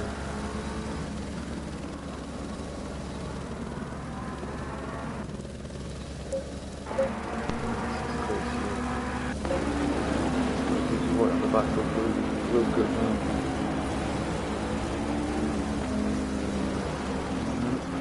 But Diego throws through. Yeah, Diego's through. He's the first. DK seems to be struggling here, isn't he? With getting wet. Still saying greasy, still saying a little bit of rain at the moment, but it is going to dry up again. So just a shower. Just what the drivers wanted. Oh! Diego Pro across the gravel there. That just shows how greasy it is out there at the minute. Needs to ease off to make sure he doesn't get a track cut warning for doing that one. Is this going to let DK back in? See if he can catch up a little bit too.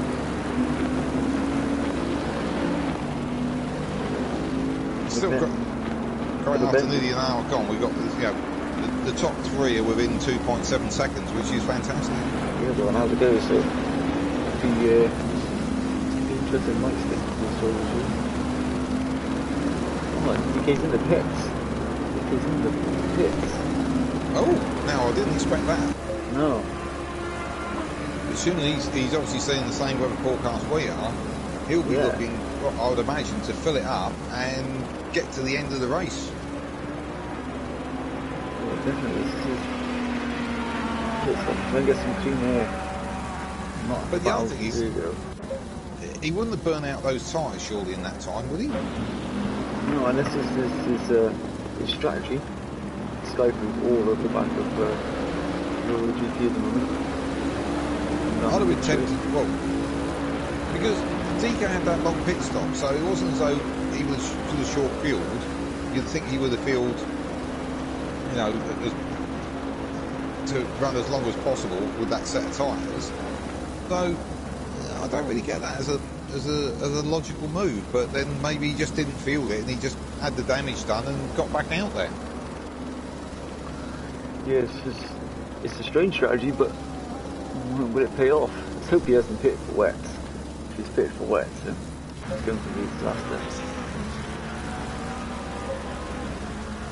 He's on the dry tyres.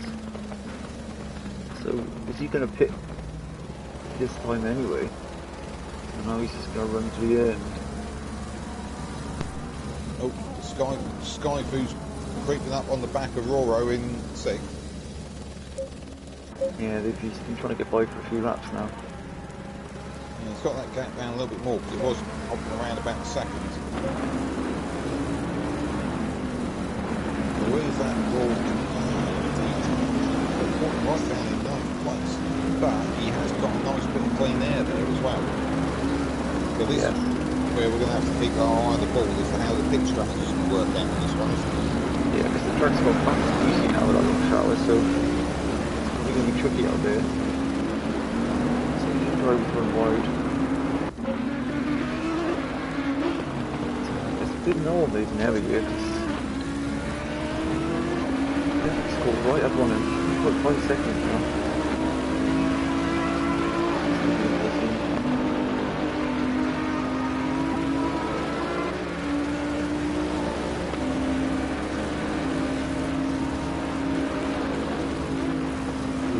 The gap to City in first place. Yeah, I was just noticing that the gap's up to nearly 4 seconds now. Here goes stretching his legs a bit here. Getting on track. Just comes to starting to do his lap on his tyres, but he's back into the pits again.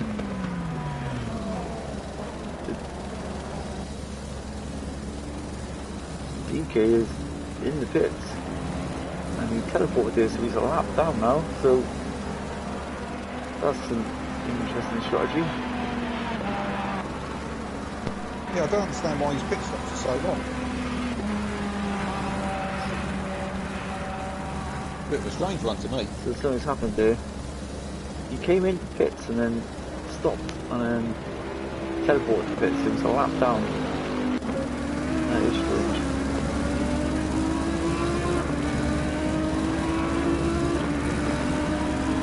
Didn't know you were coming to pressure again from the bending.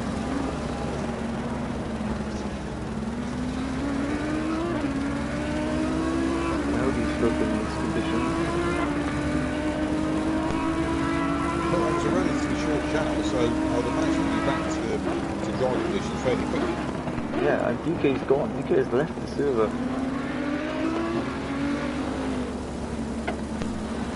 You do get the problem occasionally where you can't, it won't rejoin.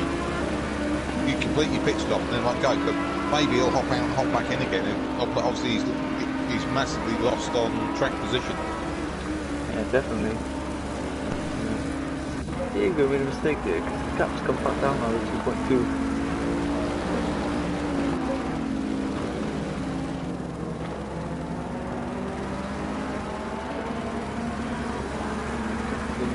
Seconds, then you come down like 2 seconds, 1.4 seconds now, so Diego runs wide.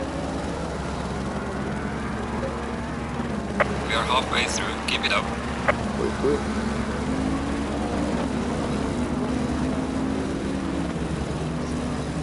Diego was under a lot of pressure from City. There was a pity about that for DK though. That was he was in a strong position there. Yeah. Be interested to see if he rejoins.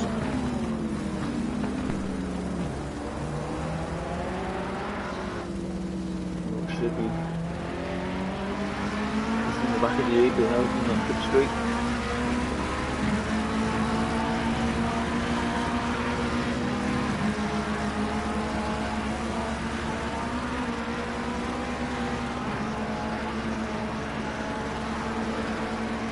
He's got a bad lap there.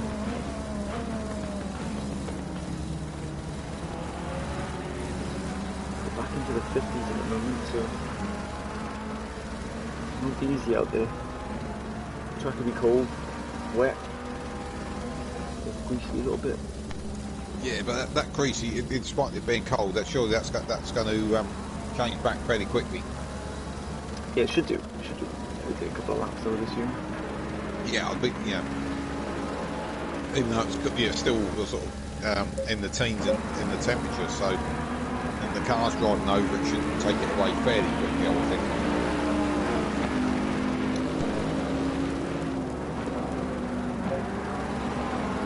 Should we say in a second, Diego?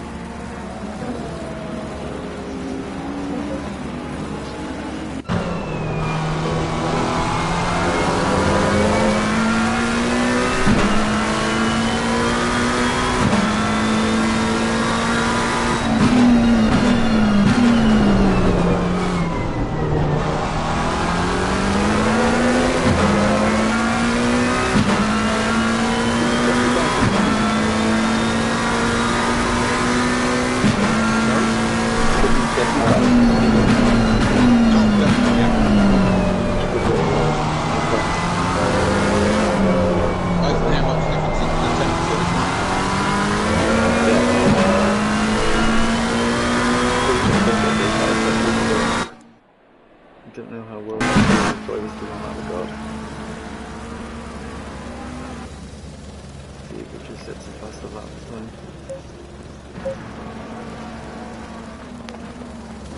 Well, Big Noise lost out to the Bentley. He's dropped down to 5th now. Everyone's struggling with greasy positions.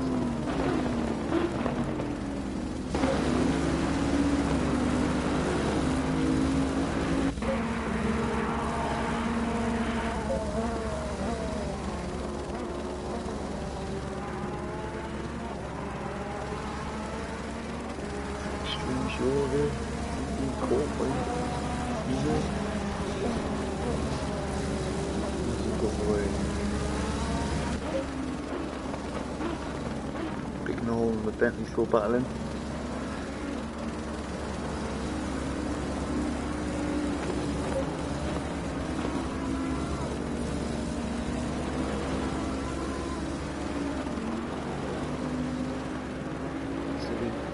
Audi at the moment is getting the black and orange flag because he's got his lights on.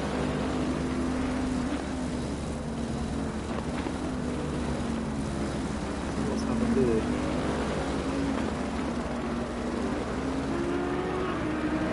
So he'll have 3 laps to turn his lights on. Otherwise he'll get disqualified. I'm assuming he struggled to drive with no lights.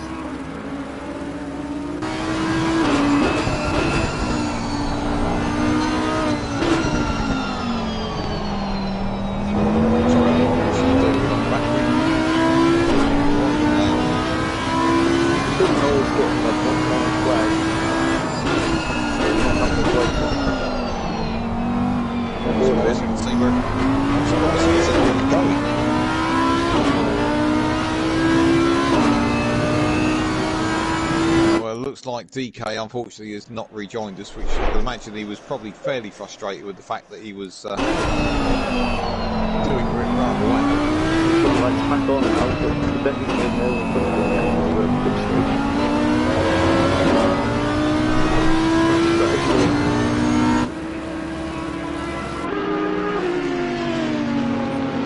Turning his lights off to distract the Bentley. Well, possibly, but it's going to be probably. Diego Pro's gone for the pit. Let's hope that he can actually get back out of the pits, which is the problem that DK had earlier, wasn't it? Big Noel's gone through there, Bentley made a big error.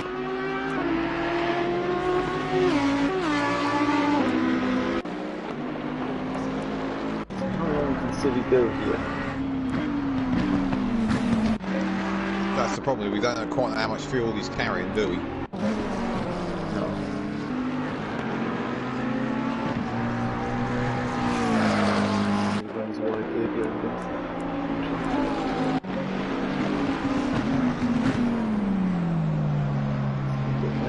Still got them 2 little gaps which are not gonna hassle anybody too much. Looks like Glitchy may have done quite a good job of shuffling himself up the pack, and he's taking Big Noel with him as well. Yeah, so Big Noel lost out to the Bentley behind him, but the Bentley made an error as he's back through now. These two seem to be swapping most of those. Well, Nuno's has Nuno been in the pits, and I hadn't noticed it because he's now showing him sort of a couple of laps off the leaders there. Yeah, you must have a there he is. And then Olympic, I know, didn't have the quickest pace. Extreme George, who started from the pit lane, so up to 9th. That's pretty good from the pit lane. It's not been too bad. So Diego. I assume the Civi is in triangulation to Diego. Diego's in traffic now. Just pit stop. Behind Chris. So what we need to know is what the guys up front, you know, the original Civi specifically is going to do. Yeah, how long can you make this stint last? The track's still greasy, so it doesn't seem to be drying much. It's still, I'm surprised at 14 degrees. I know it's night and you know you haven't got the sun and all that kind of thing, but it was only a relatively short blip of rain, wasn't it? Mind you, I suppose the time is multiplied, so yeah. Well, the time multiplied, you think the greasy would go away quicker. That. Look, sorry, I was taken back because I was just following Skyfu around, and I thought I saw rain, but then the forecast doesn't predict it. I'm sure I'm seeing rain at certain bits of the circuit. Might only be very light. Oh! And who was that? Someone spun out there? Oh, just in front.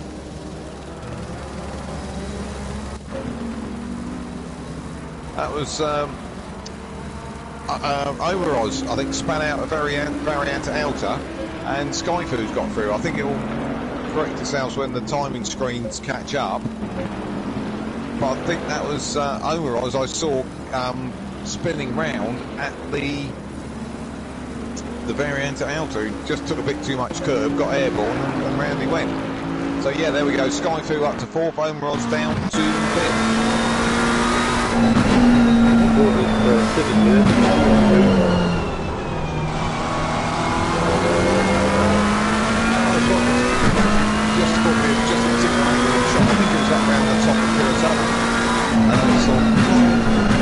Forecast doesn't say it. Generally, the forecast that just come back to the might have just been something to me on the back. I was just a bit, where did that come from?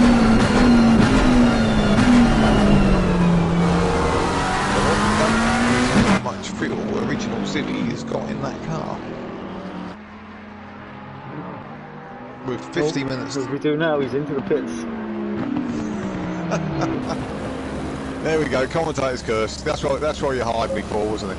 Oh, that's Overoz again looking a little bit loose up the top round Piratella, so I don't know whether he's getting towards the end of the oh, he's sideways again. So I think he may have used all of those tyres up. So I'll be surprised we don't see him coming into the pits fairly soon. And I see Chris is into the pits as well. He was one of our early pit stops. Oh dear! Overoz is just losing time all over the place. He just very out to. He went completely airborne across the second part of the chicane. Just couldn't get the car to rotate. So pretty surprised we don't see him in the pits fairly soon, because it looks like he's sort of fairly much chewed up those tyres.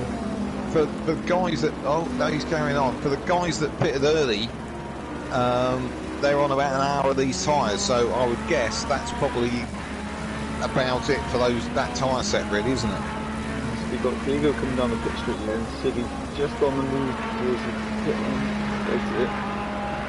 But I think Diego's got him, yeah. Diego's got a big lead.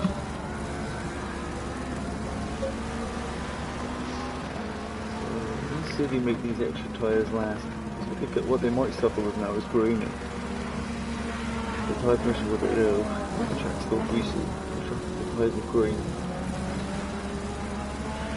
I'll see what the time gap is between Diego Pro and original Civi. Should see 8 seconds, so Just gained a lot. and okay, change of conditions can affect it and the temperature will continue to drop, but original Civi and Diego Pro in sort of clean air on an even keel seem to have fairly similar performance to me. So unless one of them makes a mistake, I don't see that gap dramatically changing. On normal pace, they seem to be very similar.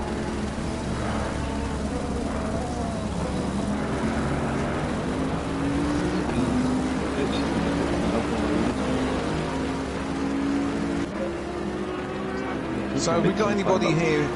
Sorry, go on. One of Glitch can make any time up here. What the fuck too?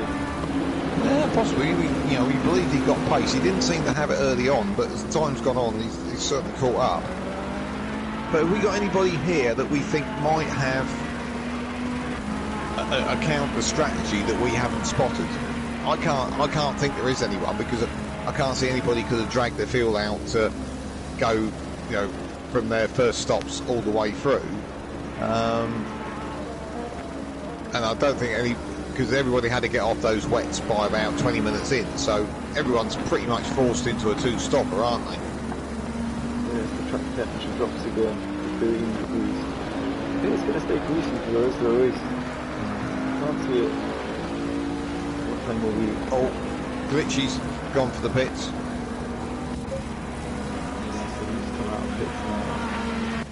So I suppose with 45 minutes to go... Oh, it's got both 30. Oh, that's painful. That's painful. That's going to spoil this race, isn't it? That really is. So who's that going to pop up into... Is it going to... No, is that going to be Sky Food? No, I don't think it is. It'll probably be Big Noel up into third, won't it?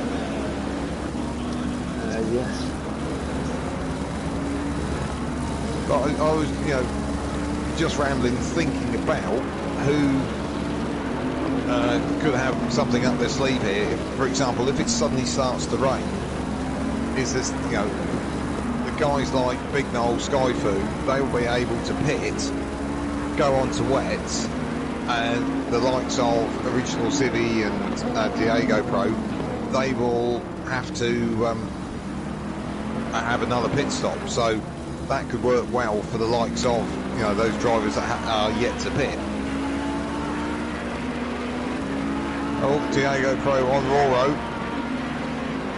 This is for position, even though Roro hasn't pitted. I don't know how hard he's going to defend it. It looks like Diego Pro is going to go down the inside at Tamburello.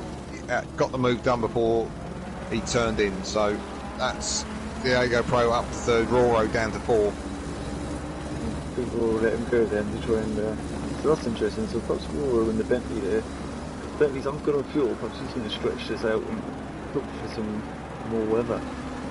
Yeah, well, the guy that engineers for me says he's not in your race when there's somebody like that, so all you're going to do is, from Roro's point of view, would be costing himself time trying to battle there with Diego Pro. So my view is you're better to let them go and fight the battles you're really running. City's right on the back of Bentley here. Cool, you was like you were reading my mind. Flashing his lights. That old favourite, the old touring car favourite job. Richie's in the pits making his penalty. Civi was trying to go around the outside of Aqua Minerale there. That's only for the bravest of the brave.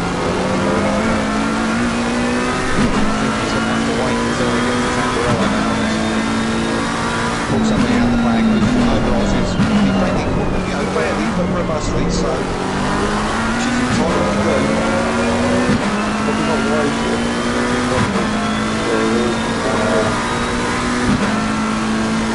You're almost better off letting the faster car by and trying to hang on to it. Oh, hello. That's not. See, I think that's the frustration because you're better off to get a good exit back to the backside and get the move down the end of the straight. By doing that, he's compromised his position. So he's left too much of a gap there to overrun, so he's going to have to wait another lap until he gets wrong.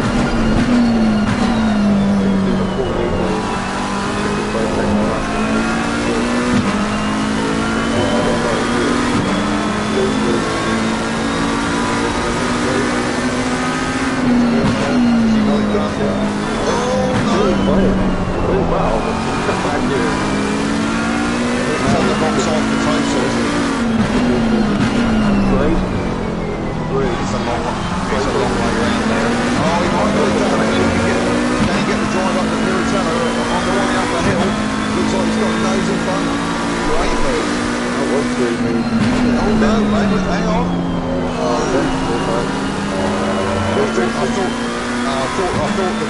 Bentley was just going to have one more look there and possibly going to turn original Civi round, which would have been upsetting, I imagine. But no, he's got that move done now, so where does that put him relative to Diego? Oh, quite a long way back, doesn't it? He's got a lot of time there. Yeah, he's 12 seconds adrift now with 42 minutes remaining, so I think he's probably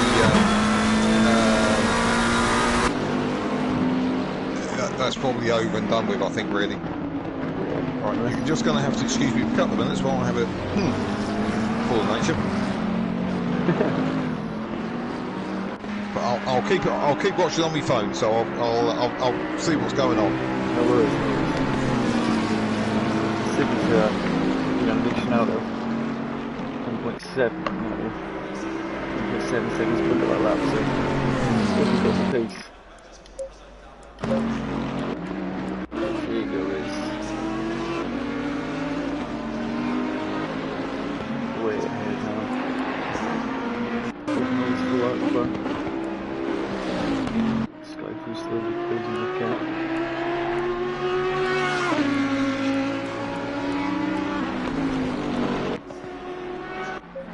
Just back in the pits.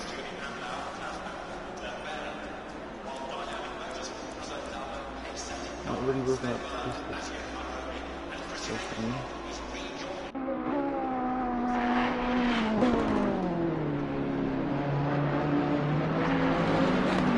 Interesting strategy here from the Audi and Bentley.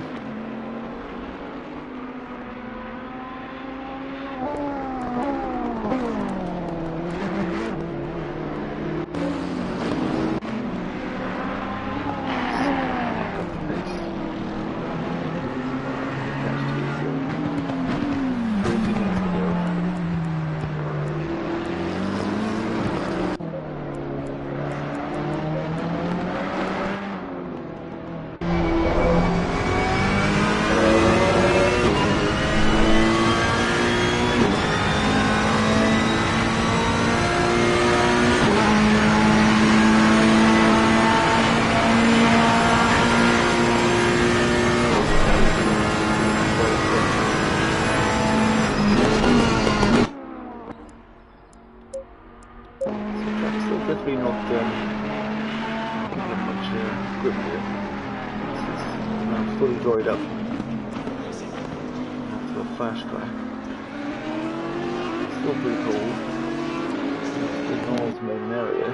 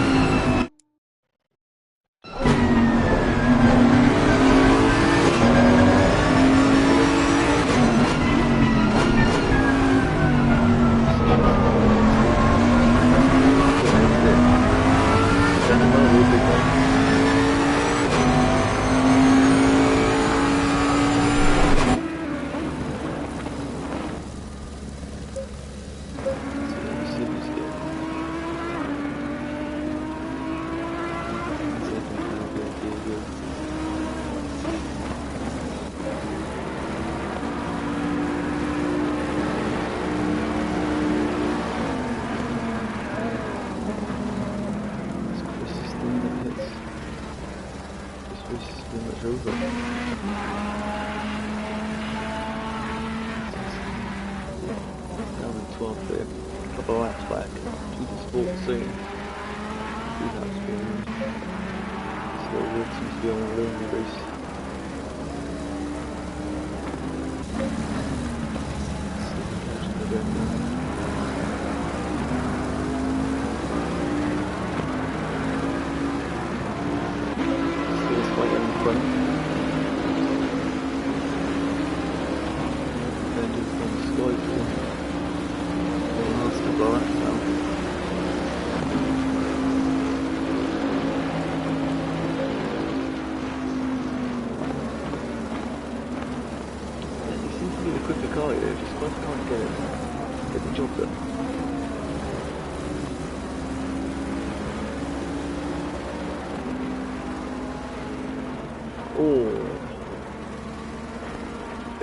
Big mistake there, getting the sausage cubes.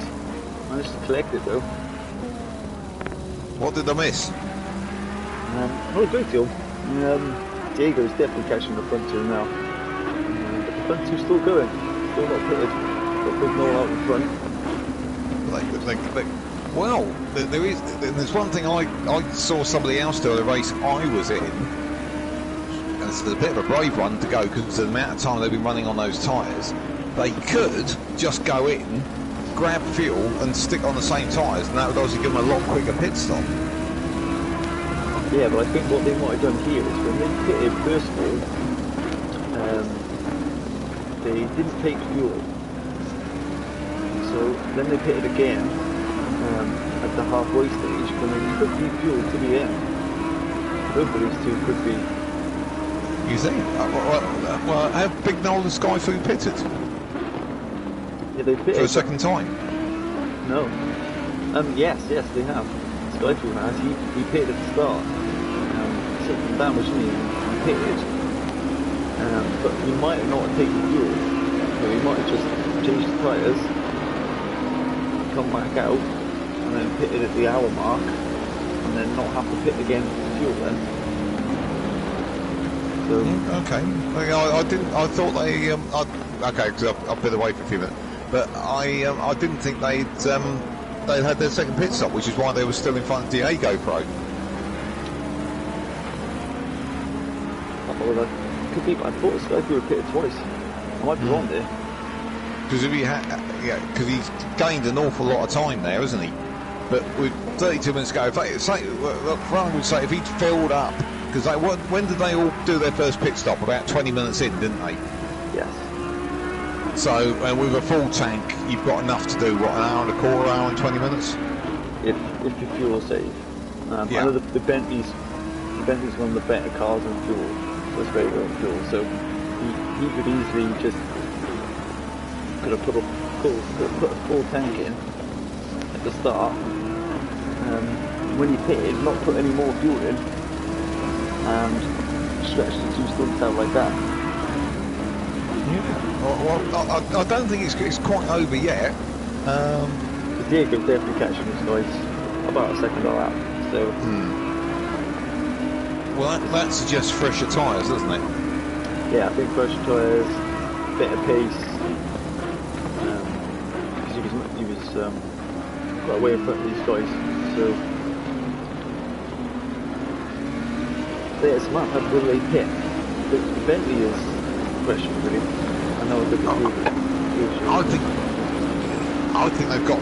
Well, I'm going to put it out there. I definitely think the Big Noel and Skyfall have got to pit, unless because the if you don't change the tyres but just splash in a few litres of fuel, you only stop for the length of time of the fuel, don't you? Yeah. But if your tyre stop obviously takes that bit longer. So there was one race I did where you had to do 2 stops, and it was like a 2-hour race. So I got from my very simple abacus out and went, right, okay, that's 3 stints of 40 minutes, and I went in at 40 minutes, and so did probably about 2/3 of the field. But then some others, what they did was went the full hour, tyres and fueled it, and then ran until like 2 laps from the end, went in and just put in 3 litres of fuel and went back out. But obviously their second pit stop was fractions, a fraction of a full stop. So they gained probably 25, 28 seconds over doing the strategy that I'd done. This could be another thing, but with the speed Diego's got at the moment, these guys have to get they will. He's so much he's catching them. He's catching them hand over fist, isn't he? Mind you, he's just gone wide in the background there, I think. My original Civi, has he caught up a little bit from where he was with Diego Pro? Let's check. And of course, the other thing is, as Diego Pro catches these two, they're not obliged to move out of the way, are they? No, this is for the lead. Yeah. It's really close now, though. So this could play into Regional Civi's hands, because these two could hold up Diego Pro for a few laps. Yeah, this is true. Especially with the back mark by the way to the end point. Striker's got a third one here. He's got the switchback there, I think. No. He's going to hold the inside here. Maybe just side by side. Oh, I thought that might end in tears. Run wide. Striker's released now then. He held up behind Noel there. Just didn't quite have enough pace to get by, but Diego's all over the back of Big Noel now. Yeah, he's caught him. Right, he's right with him now, isn't he? That's the only frustrating thing I find with ACC is it takes that little bit of time for the timing screen to catch up. Just get down to a bit further down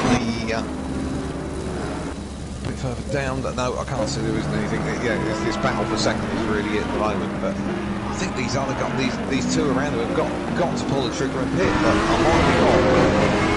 That's the only way I can see they work their way into that position. So They've got a lot of money going to their team.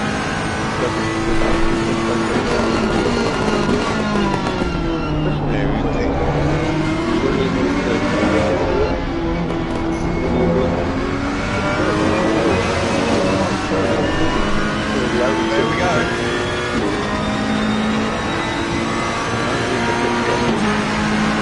So that's half of my picture come through.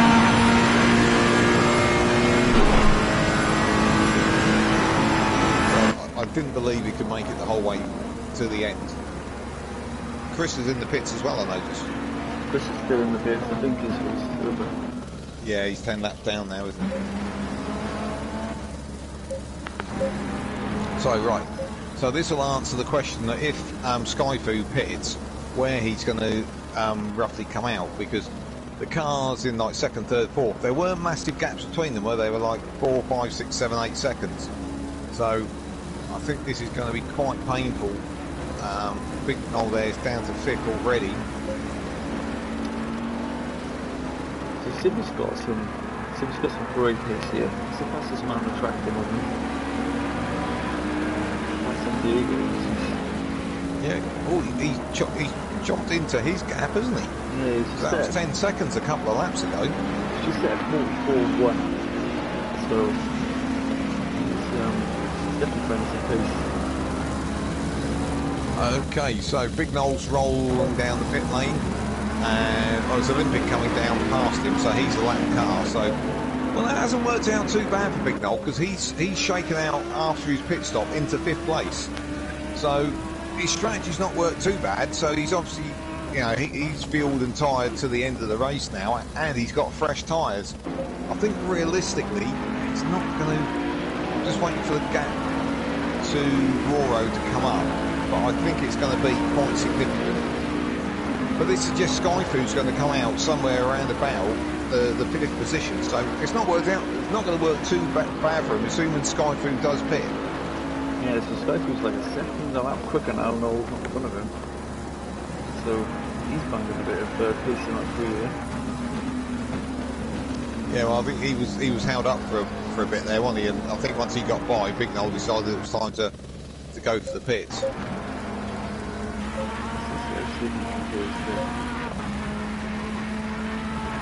a little bit of time to do that last lap, but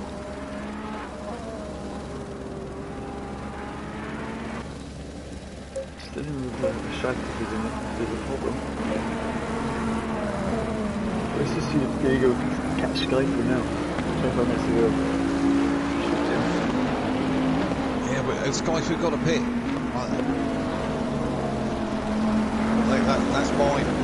That's my belief. Skyfu's actually got to pit. Could be wrong. I just think he's going to have to.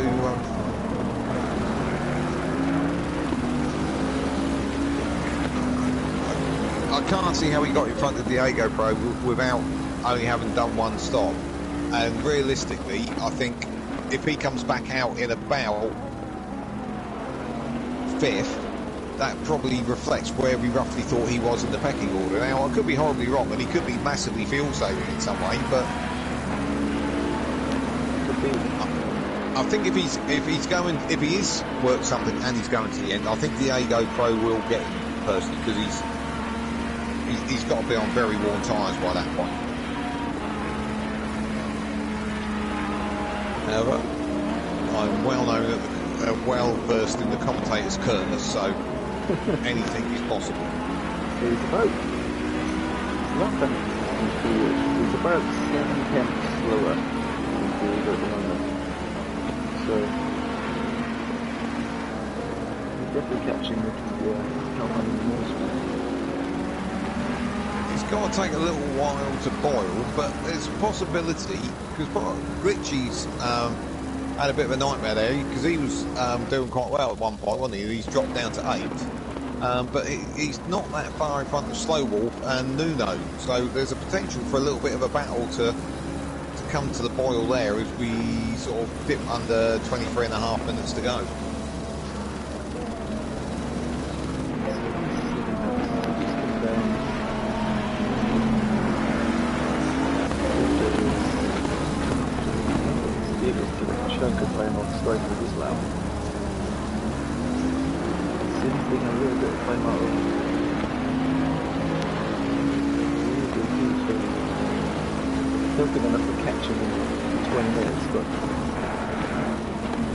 He doesn't have to fit you in because he's got the defence against Diego. Could really see him back in the blade.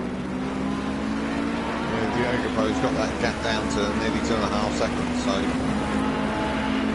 regional should be able to see there in the background. So yeah, this could all concertina up as the time ticks down. What have they got? Roughly 144. They've got 10-12 laps to go, so you know, very much the end's in sight, but it's not necessarily over. I think we've got two laps to get up the end. It's got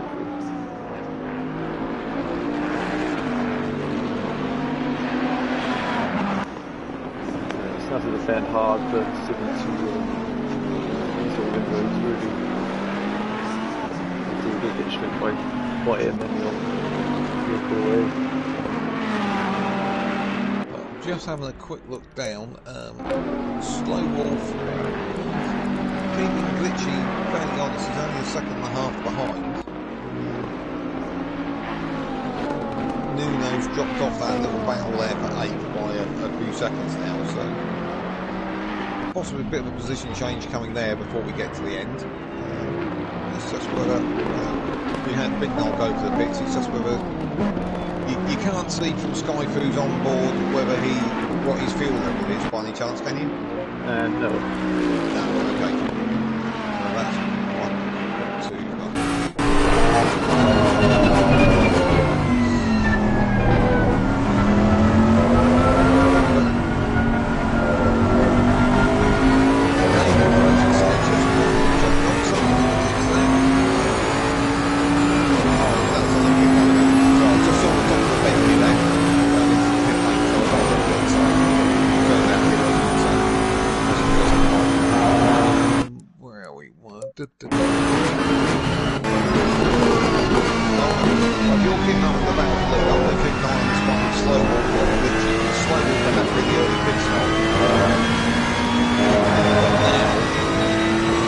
So right on the back of Richie. We got down as one of our potential front runners earlier on in the race, haven't we? Down there at 8 slow walk in the Bentley is right on it now. We're getting down to, well, it says 0.6, so I think it's less than that as they approach the line. Yeah, it's down to 0.3. So I think we could have a change of position here for Brian Fox. Actually looks like Gucci's going a bit defensive. Oh, and it slowly he went really wide into the entry to TNRL and he's lost like a good second and a half there. Diego. Yeah. right on there.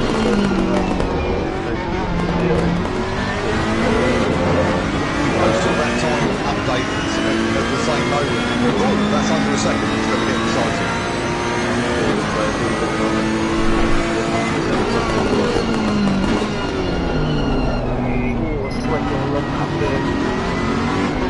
It's so tricky that, isn't it? Oh! I think he's right. Got down the inside of the second refactor. Now they are side by side, but he's on the red side. Then Diego Brown. So head down towards TNRL. I think he's got his nose in front. There's the brakes and the brake on the brakes. And the answer is, it's Diego Brown. A little bit of a left hand over there down the inside.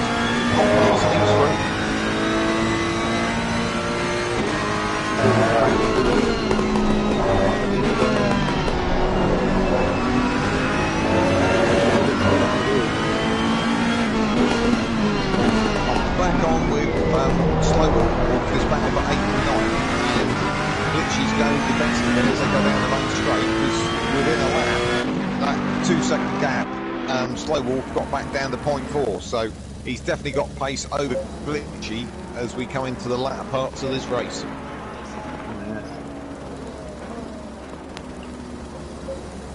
I suppose the other element that's going to come to the boil is this, can Civi catch Skyfu?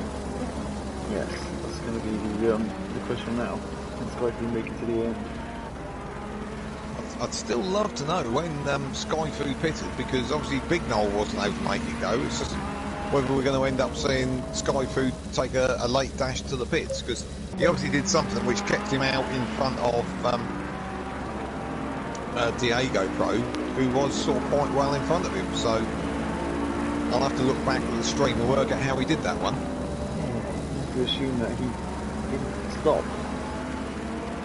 Well, that's the only thing I can come up with. So, but I'm just going to have. Oops, Stacey. Let me see if use the high-tech trickery we got, which is the stream. Let's see if I can work. Way back.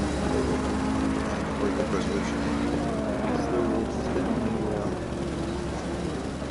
He's got more speed here in the Ferrari. Rich. Well, Skyfu, very luckily, I've just tripped on Skyfu pitted after 22 minutes. He was in the pits.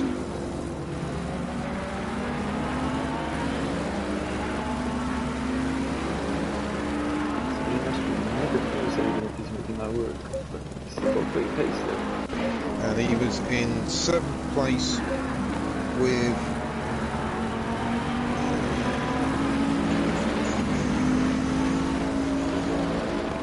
when DK was still in the event.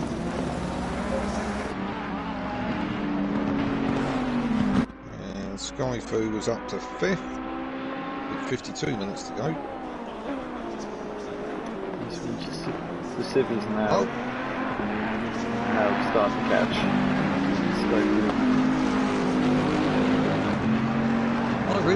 I can't say that he's pitted, because looking through the laps, he just seems to move up. He doesn't seem to move. He doesn't seem to have that moment where he moves back down. So is that a great strategy if you can make this work? No, I can't see that he's pitted. Of course, one of the reasons Glitchy's out of position, he had that stop and go 30-seconder, didn't he? Ah, yes. That was a spin wide.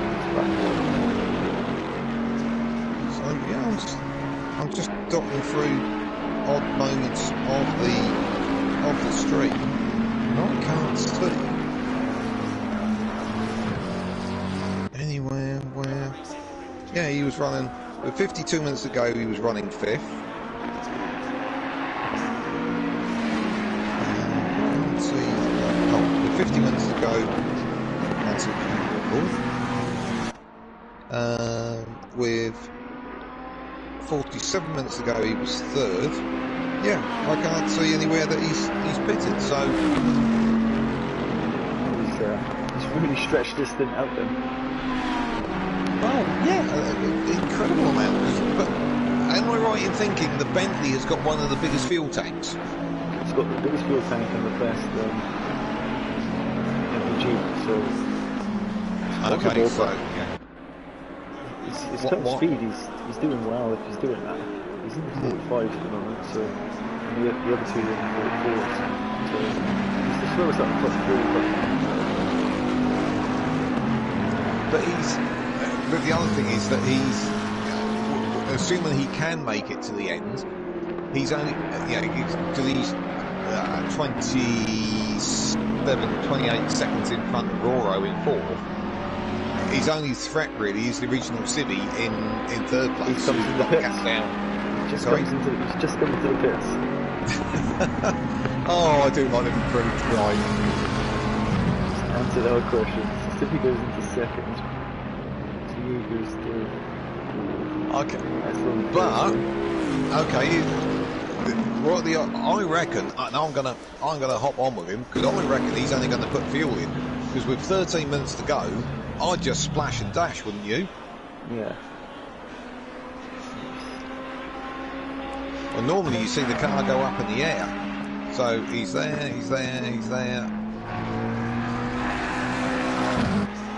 Doesn't look.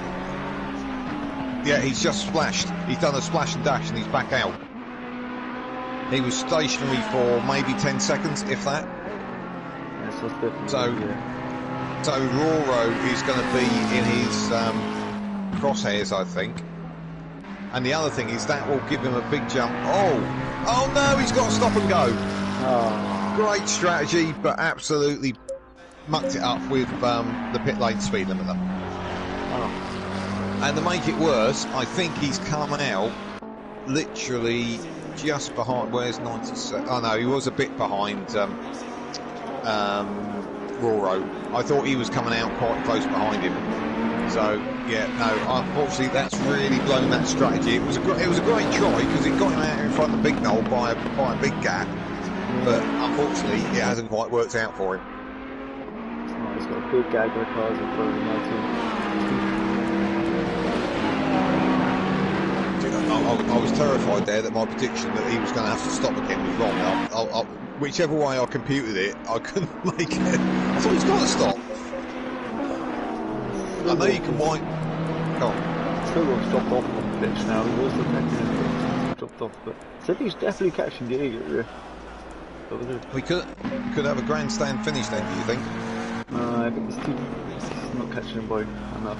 It's still 6 seconds and there's really 11 minutes to go now, so it's only about 6-7 laps.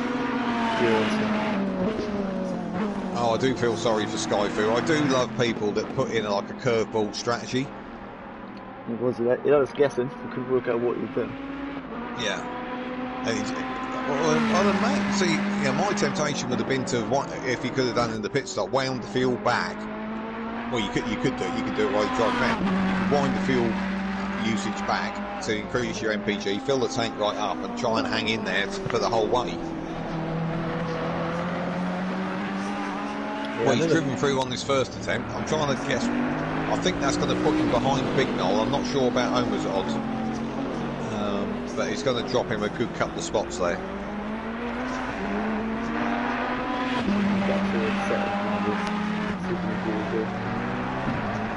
Can I just put a quick shout out for 7th place Extreme Jure, who I believe was the driver that started from the pit lane? I think he was. I'm thinking that is a hell of a drive. Yeah, in an endurance field like this. I will just let me have a quick look at that. Yeah, that was Tim. He started from the pit lane. So he's a good race in Competizione.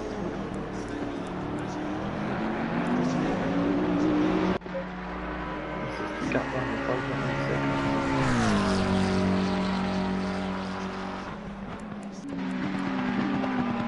Yeah, it's not closing quick enough though, is it? No. You've probably got 6 laps left. Yeah, it's going to be a mistake. It's not much of a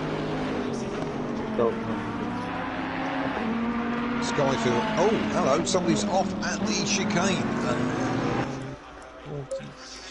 Oh, that was slow wall. So that's rather kiboshed his efforts to catch Glitchy. So Glitchy, I think, is now safe in 8th, and slow wall is going to be more than 2.3 seconds in 9th behind him. So.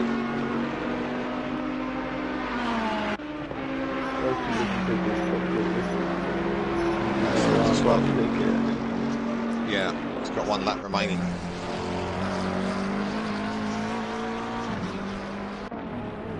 You do get that frustration moment though as well, don't you? It's like, oh, I'm just going to keep going. Let's see what the stewards do. Disqualification, I believe. It is, yeah. It will be at the end. If he doesn't pit next lap. I remember going back to 1994 in F1. I'm not sure of your age. So I've done this with co-commentators, and they pointed out to me they were like 6 back in that time. So I remember there was Schumacher got a black flag, and he stayed out, and they were arguing away in the pits with Tom Walkinshaw about whether he should stop or not. And they just told him to stay out. Unfortunately, I don't think the stewards here are quite so negotiable, are they? No. They're very strict here. Yeah. Well, they were fairly strict on Schumacher because he got a 2-race ban afterwards, so it did rather cost him.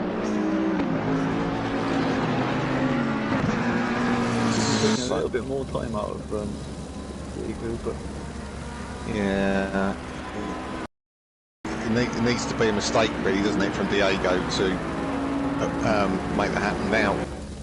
Oh, Skyfoo's submitted to the steward's demand, and he's coming in the pits for his stop and go. I think this is going to drop him to about 6th. So another driver who's done well here is Burrow. Burrow's up in the 3rd now and had a good race. He's kept himself quiet, but up in the 3rd. Yeah, and just keeping your nose clean. Not getting a stop and go like Skyfoo's done. Just sometimes the race can come to you in these latter stages, can't it?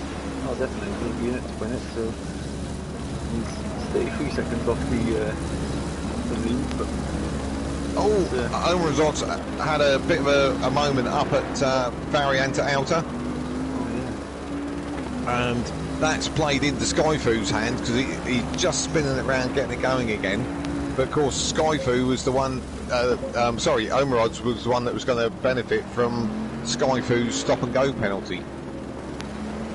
So Skyfoo's just exiting the pit lane now, and Omerod's is just coming down the pit straight. So I think Skyfoo sort of got away with that one. I think ultimately it's cost him probably 1 position in real terms. Yeah. Oh, Roro's into the. See, you've acquired the commentator's curse. Oh, Look no. what you've done to 3rd place.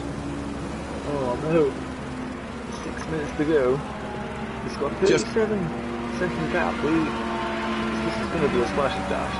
Well, you'd think so, wouldn't you? Big Noel now is just coming second. That was going to get him. He's just stopped, and it's not going to be a long splash, is it? No, so Big Noel's just started. It's going to cross the line now in about 5 seconds. Yeah, he's rolling. So don't get a pit lane speed warning or penalty, because that's what's done various other races tonight. Big Noel into 3rd, I think. 3rd, yeah. He's just gone by the speed limiter now. So he's 97, so Big Noel's up into 79 there. So where is Skyfu relatively... Oh, Skyfu's the other side of the circuit, so... Yeah, Skyfu's lost out there. Oh, yeah, he had one hand on that podium, didn't he? And He did. Big Roro, and it just got snatched away there. But good call by Roro to go in the pits and just do the splash and dash. Otherwise, that would have cost him dearly, wouldn't it? It would have, yeah. Big Noel's a big winner there. Because obviously Skyfu should be in front of him. He hadn't have got the stop good. Yeah. So, yeah, Big Noel's really benefit there. And I'd be a good third. Well, you see, just lift what you were saying about Roro and put it onto Big Noel. And then he's probably going to have to pit at the end of this lap. Talk about Diego eventually, get a fight for the lead. So yeah, that gap with original Civi and Diego is not really changing dramatically, is it? They're just matching lap times, I think. Everybody else has done that commentator frustrating thing of fairly much spreading out all around the track. So Big Noel is just overtaking GD Sport, just to lap him. I thought we got a couple of cars that were close there, but so if we're going to talk about driver of the day with just 2 or 3 laps to go. Are you feeling brave? Yeah, well, I don't know these guys, so I could just go back in my bunker and I'll face the consequences here. see, you've come over to the dark side of commentating. You have to make, I have suffered. I suggested a couple of drivers were working together as a team once, and I got a slightly annoyed email from the paddock, shall we say, that they were making it very clear that they were not operating as a team and they were fighting each other fairly, just as every other driver was. So I went, oh, okay. So yeah, you have to take the rough and the smooth this side of the microphone. You do. I'm going to go brave, but I think call out Big Noel. Noel's had a good race. He's kept it clean. He's not made many mistakes. I know he's a little bit off the lead, but it's a good third place, I think, from where he started. Yeah, I think it's a good call. Your comments there, I think, anybody looking at doing endurance racing is, you've got to be at the finish to win it. And you see so many people in the endurance races trying to make up spots at the start, and you think, wait. Bide your time, work your pit stop strategy, and that's what Big Noel has done. And kept his nose clean, not spun it, not run wide, and he's come out with a podium and let everyone around him make the mistakes, which is the way to go. Saying correct. It's been the racing. I can't remember where he started now, but he's definitely moved up the field. Give me a second call, or I will just...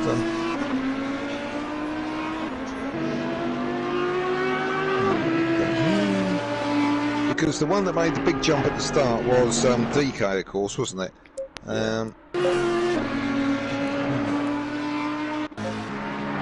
He was... Trying to get back to the warm-up lap.